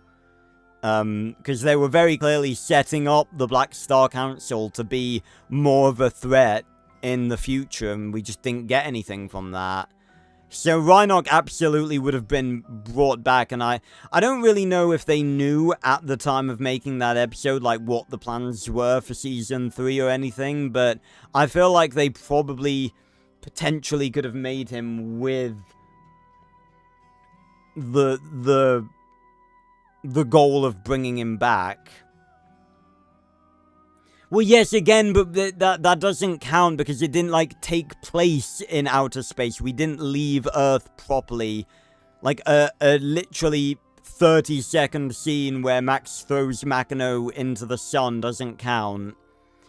I'm talking about, like, stuff actually happening, like, outside of the main city of Copper Canyon and, like, in new, like, actually interesting locations. And if you think about it, like, the setting of Season 3 was pretty generic. And, you know, we did have the Makino mind space, and that was pretty cool, I'll grant you.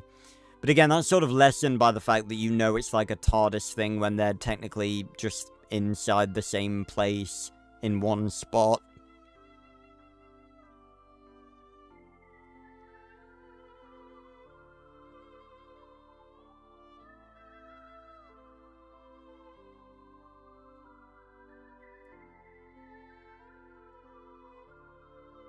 Yeah. Well, yeah, but the Alpha Link fight wasn't in Season 3. I was talking about Season 3 adventures.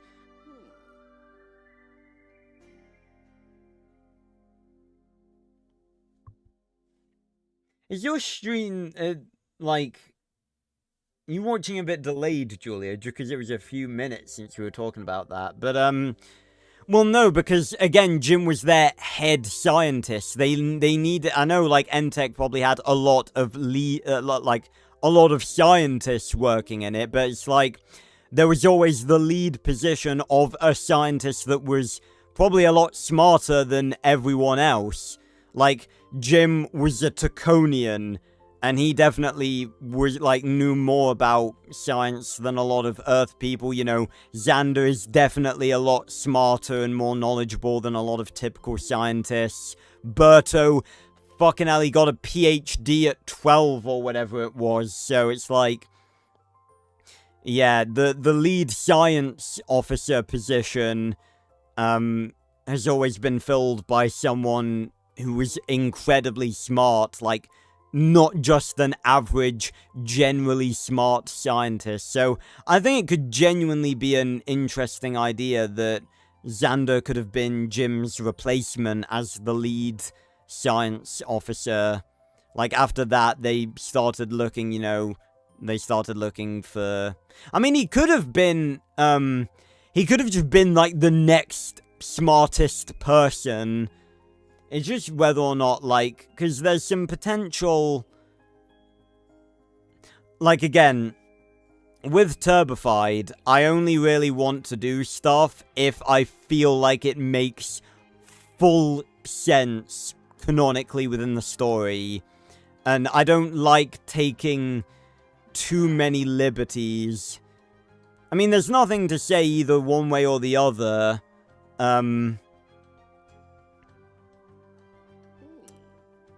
but, you know, whether Xander was there when Jim... Again, we don't know when the first Battle of Earth happened. It could have been right after NTech was founded, like a year. It's anywhere within that 4-year gap. Because we know that Max was born after the first Battle of Earth, because that's when they had been developing the Turbo Star.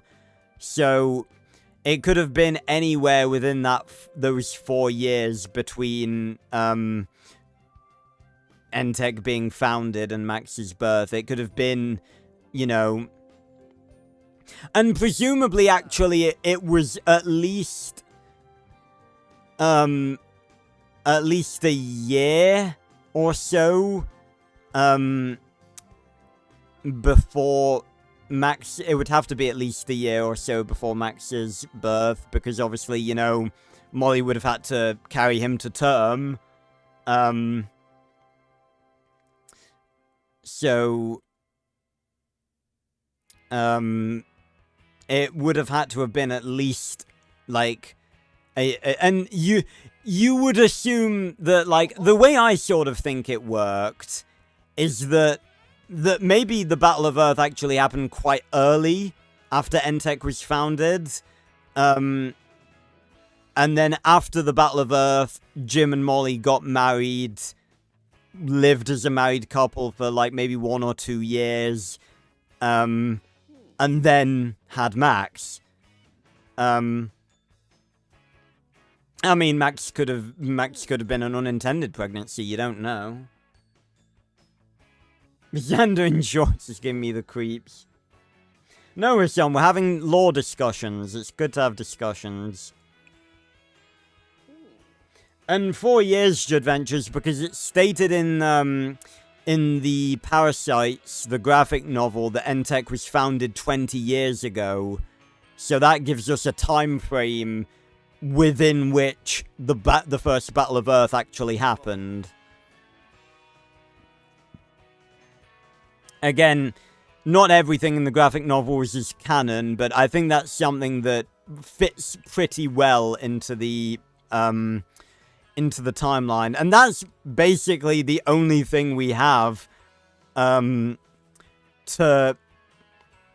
really give us any sense of advanced timeline placement in Max Steel. So I consider it to be canon.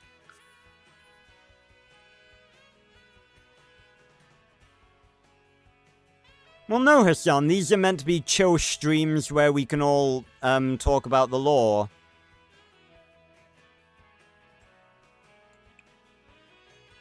And people are enjoying having discussions about the lore, so I'm allowing it. And I enjoy it too. Again, it doesn't matter how little we do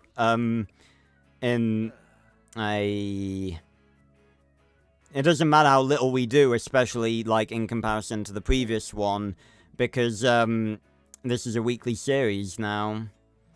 And it encourages more, more stuff. Like, again, we were talking earlier about, was it Dread's eyes turning yellow? Like, that opened up a whole new thing for me. I didn't even consider it. Oh, absolutely, Lasquez. I think I still have the potential, then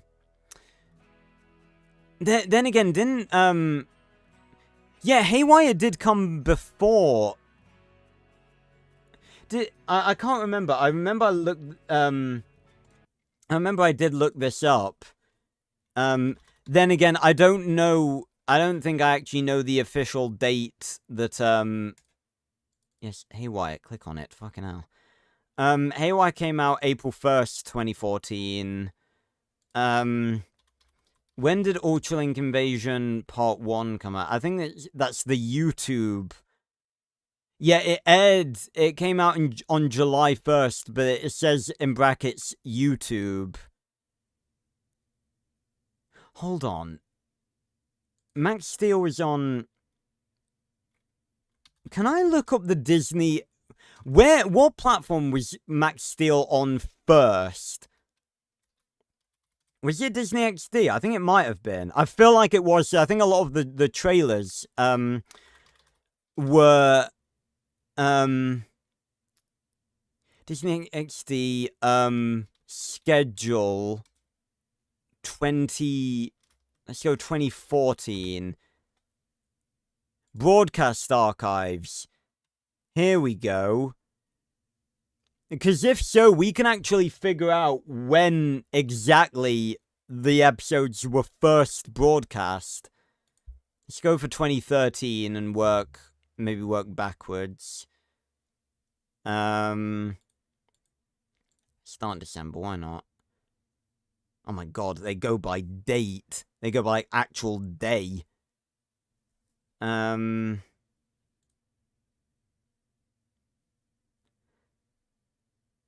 Okay, so apparently, wow, Earth Under Siege, I don't know whether this is the first showing of it, but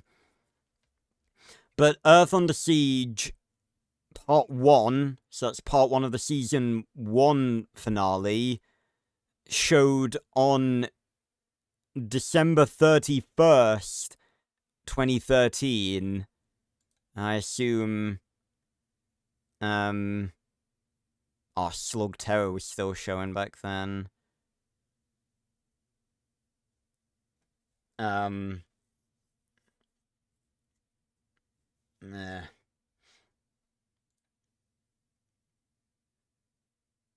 Okay, I don't know if this is actually accurate or not, because they showed Earth Under Siege Part 1, and then the next one is on January 2nd, and it's Driven. How does that make any sense? Okay, and then came The Truth Hurts, so that is a follow-on. Maybe they just randomly reset it for some reason. Yeah, okay, then The Secret Admirer. Then it should be... Okay. Maybe it's because there's, like, weekends. God, I'm seeing stuff that... Like, Lab Rats.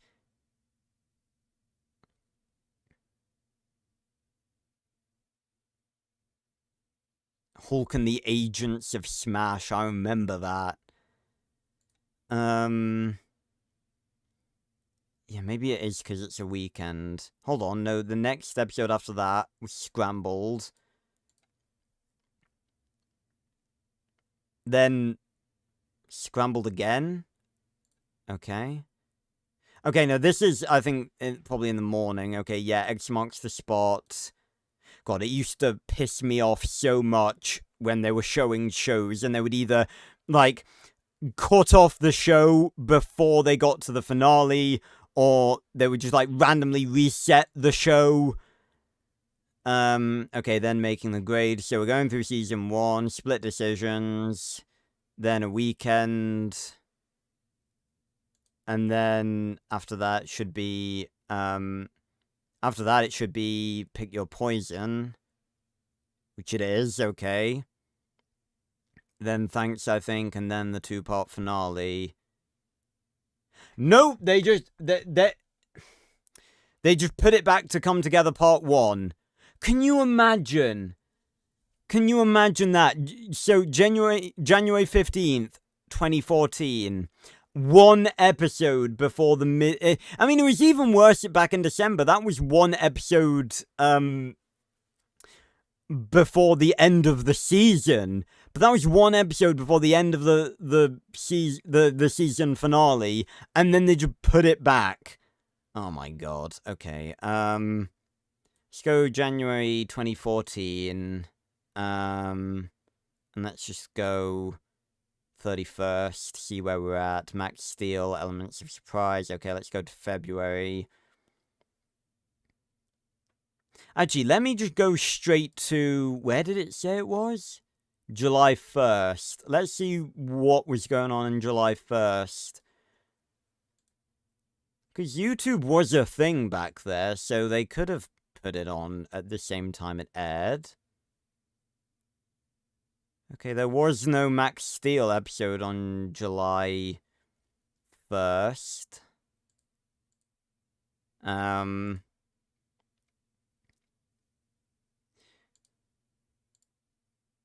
Let's see. Okay, no, still nothing. Phineas and Ferb. Pac-Man and the Ghostly Adventures. I never watched that show, but it actually looked pretty cool.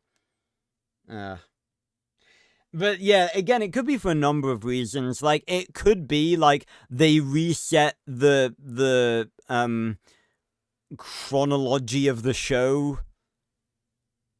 The chronology, yep, that's how you say it. It could be that they reset it due to, like, them getting them knowing that there's gonna be a new series, so they can structure it in a way that they go straight from season 1 into season 2. Yeah, I'm going through July. There's no... There's literally no indication. Okay, let me go back to, Earth Under Siege Part 2. Okay, according to the wiki, Earth Under Siege Part 2 first aired on December 7th, 2013. I feel like that does line up with,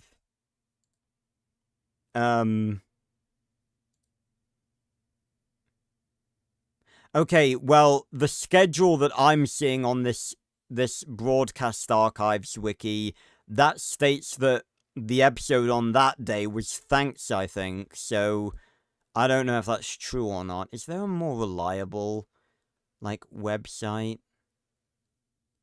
I'm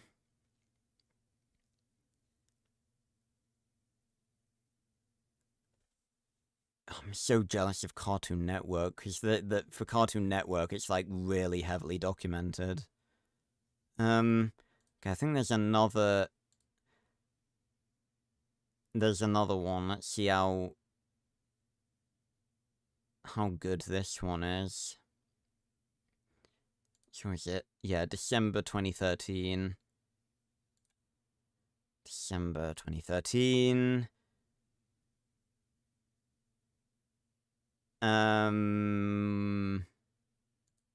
She's been on the 7th.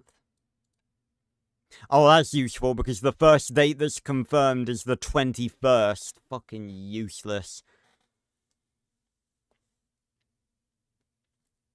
Yeah.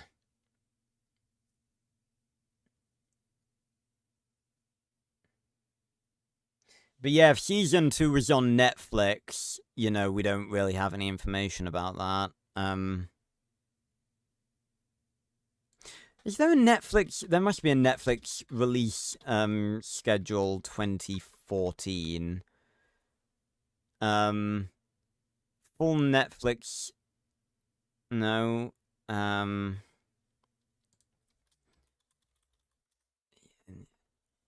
Yeah, the archive, new on Netflix. Here we go.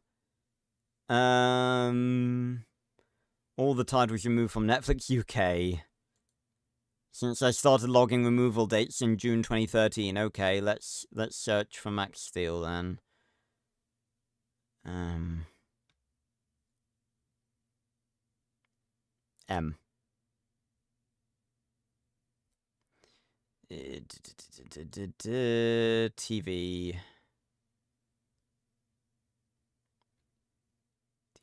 M. Well, Max Steel. Hold on. No, we're still going. Yeah, it'll be near the bottom, won't it? Okay,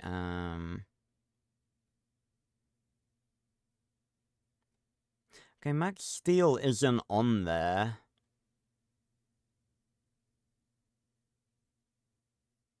Again, I don't know how accurate these things are.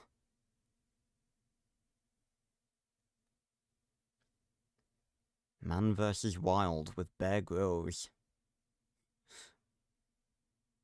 Yeah, so, I don't know, I guess we go with, we could assume that,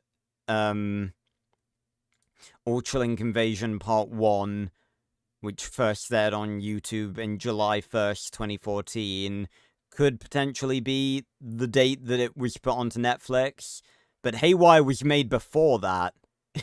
Funnily enough, it was released on April 1st. I'm not sure that was a bright idea. But, all of this was to say, basically, that I actually have somewhat of a theory that Zelek was actually supposed to be Metalak. That he was meant to be the Megalink antagonist in Season 2, and then they replaced him with Metalak. And they could have done that for any number of reasons. They could have done it from the fact that, like, not everyone would know Zelek, because not everyone would have read the graphic novels, so it would have been better for them to have introduced a villain that, like, everyone knew, because it was them seeing it for the first time.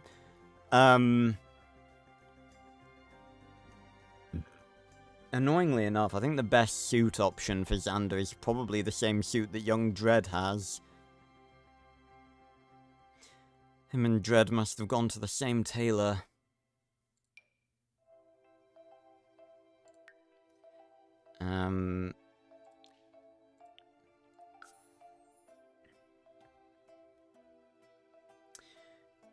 But yeah, Zelek could have been, like, literally anything.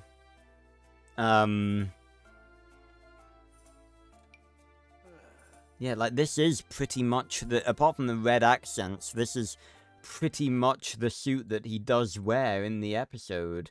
Although, he does differ from Dredd in that he basically wears a dress. I'm not even kidding. Oh, It's like a cloak.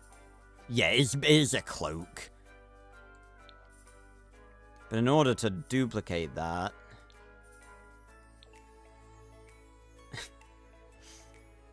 I'm just going with what's in the show. Yes. Perfect. It's very hard to get this right.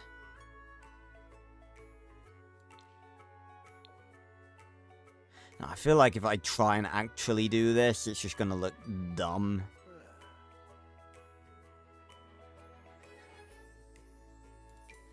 Like, this is the closest I can get it. The problem is it doesn't match the actual, tone. Can I get a suit that's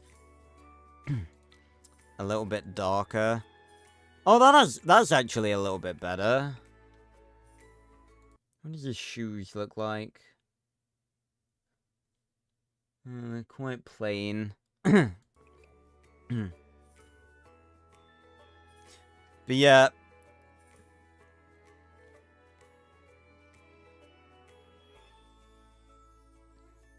Yeah.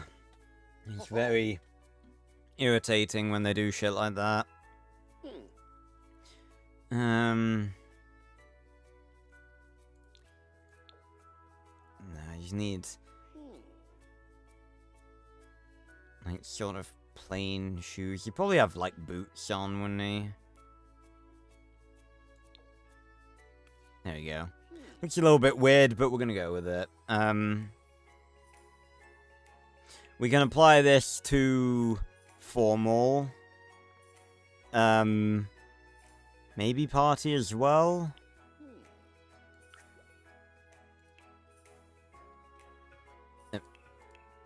No. Oh, because that was shoes. Fucking hell.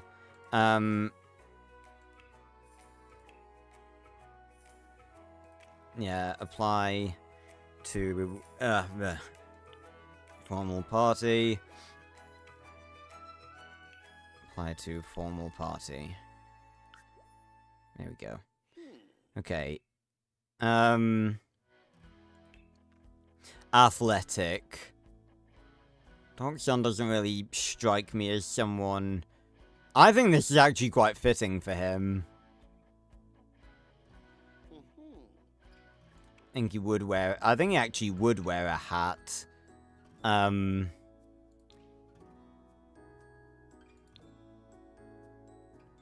You know, keep those harmful UV rays and potential horrendous nature out of his eyes. Yes. There we go.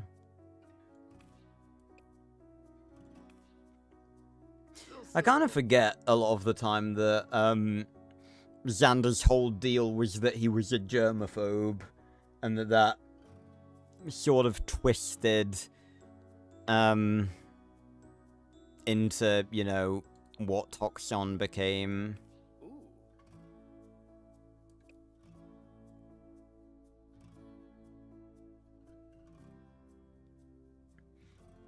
Yes, actually, Jadventures. I was going to mention something similar to this earlier, but, yeah, because I was going to say you don't have to take the website ages as being canon, and again, I don't if I don't think it fits, but, another reason is that the information on that website is not 100%, or that was on the website, was not and is not 100% accurate to the show, because it stated that Steele was also 16. And they didn't just state it casually, they said that, like, you know, oh, in human years, Steele is 16, and it's like, yeah, no, he isn't, because he met Jim, like, over 4 years before Max was born, and that may have been something... Well, I don't know. I was gonna say that may have been something that, like, you know, they came up with later on, but he was always like gonna be older than Max anyway, because they must have had the Jim being Max Steel plotline planned out very, very early. Ah, But I don't know. That's just a thing that they sort of did and that didn't make sense. But yeah, in Driven, when he gets his driver's license, there's a date on it which we are assuming, and I'm actually quite proud that I caught this and added it to the wiki, because for forever it was that the only ages was that, you know, he was 16 in the prime continuity of the show, and then in Team Turbo and Season 5 he's 18, because he was stated to be 18 in those series. But in Driven, when he gets his driver's license, there's a date when it expires, there's Max's birth date, and then there's another date, which presumably is the date that it was valid from, which is at least the day he got it, if not before, and on that date, Max would have been 17. So, by Driven at least, Max is 17 in the series, which is actually pretty cool. And again, I'm quite proud that I was the one to catch that. But again, it's mainly just because, you know, it doesn't help that, you know, the show's pretty hard to watch nowadays. I thought I applied the other clothes to Party as well. Oh no, because this is Sleep, right. He would, I feel like he'd wear a dressing gown too, something very silly. Yeah, something nice and clean. I know that Xander does wear the suit, like, as an outfit, technically.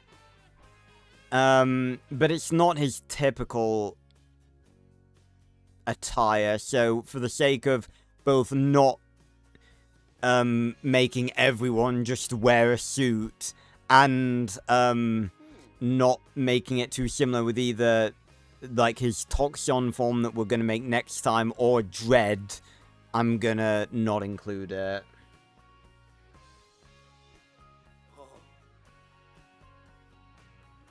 Well, again, I always say, Lasquez, like, Ben 10 and Generator X got a crossover. Max Steel and Ben 10 work so unbelievably well together.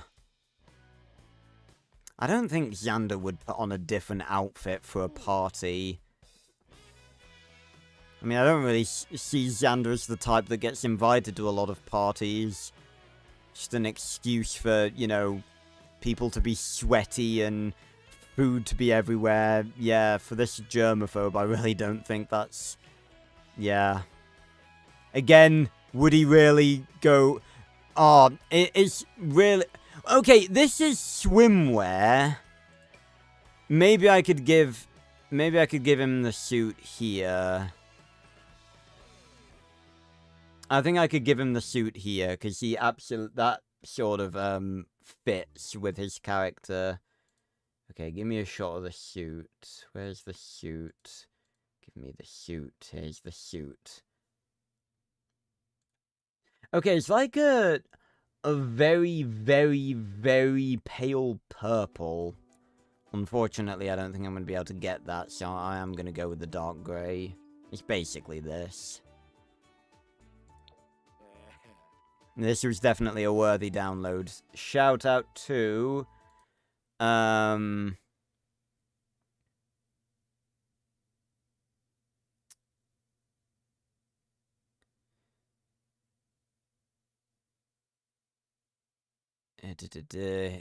Shout out to...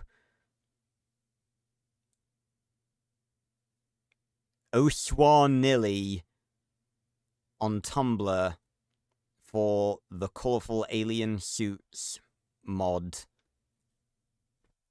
Hats off to you. Okay, yeah, that basically fits. And I can actually give him the gas mask. And it's actually, his suit is actually red colored, so I can give him the red gas mask. Hell yeah. He poisons the drinks, yeah. Again, he just wouldn't go. I might darken the suit by a shade, just to fit a bit more with the mask. Yeah, I think that's better. Okay, awesome. It's gonna be so funny. Like, I think maybe eventually I could do, like, maybe for next year's Max Steel March, or maybe I'll do it as a streamed series. I don't know. We'll have to see. But, maybe, eventually, once we've made a bunch more of these characters, I will actually do, like, a playthrough with a bunch of Sims 4 Max Steel characters. How sick would that be? We'd have to pick and choose, obviously. But,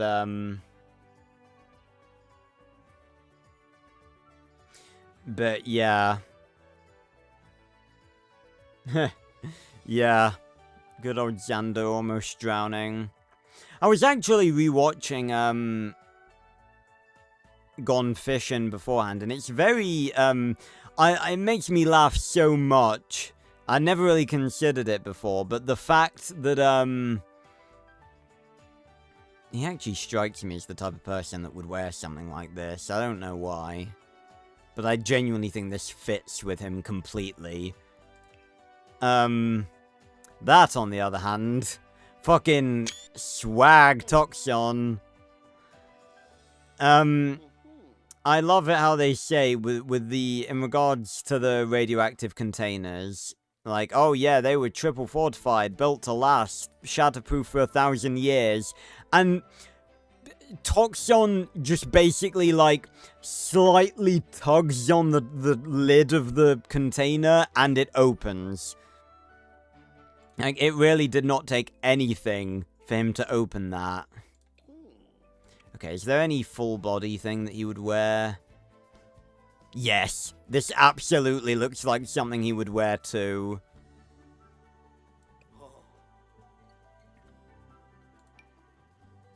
Oh, if only this was more suit-like. Could have used this for his original outfit.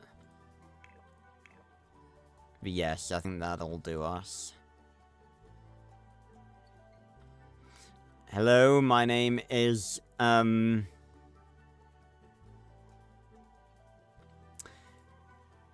Octavius is his middle name, isn't it? So, Titus Octavius Sander.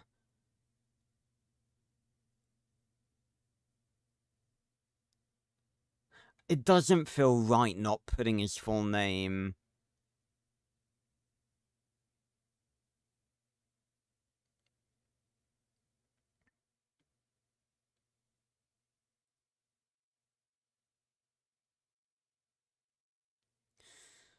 I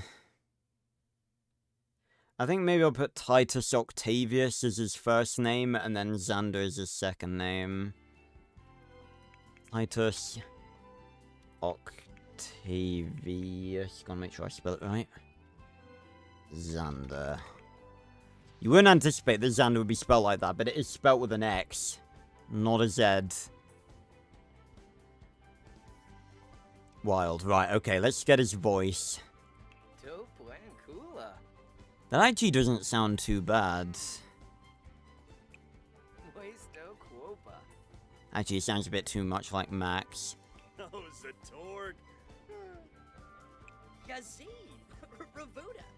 Okay, that actually sounds remarkably like Xander. That just sounds a bit more like Toxon. Yes. Rainick? Yes, I can hear it. I can hear it in his voice. Right.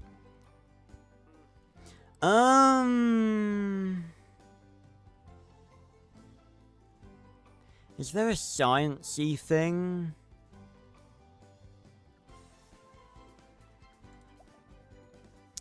Computer is... Creativity, no. I'm annoyed that there's not one for... Why is there not one for all the Get to Work stuff, which I have? I do have the Get to Work DLC. I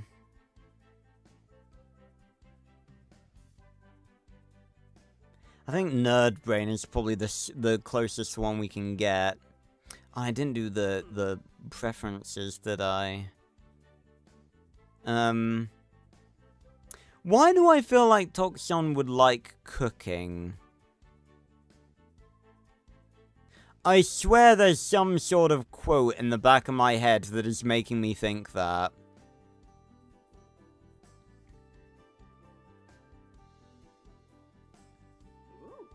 Like something he said in relation to some variety of food. I can't think of what that is. Yeah, I mean, in fairness, before he became Toxon, he was a refined gentleman. Okay. Easily erratic. Who remembers back in the earlier days of The Sims 4 when this used to be called insane? 'Cause I do.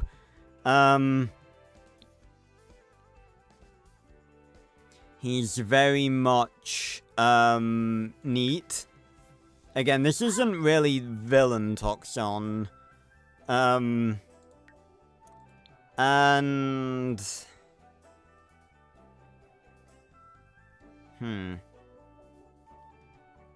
Maybe Snob?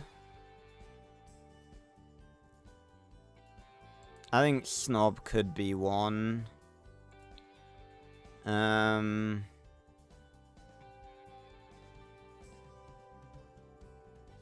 Oh yeah, probably Genius, I think, is the more important one. And let's definitely pick the preferences. I don't really know a lot about that. Again, I'll only really do ones that I know about. Okay, he's alright with computers. He doesn't... well...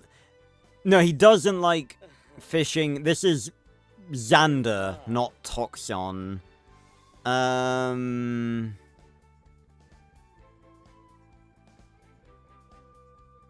See.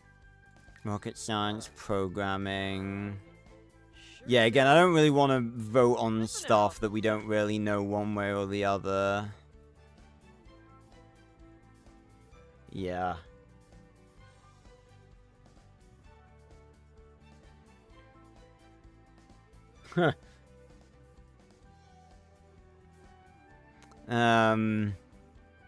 Yeah, back in the day.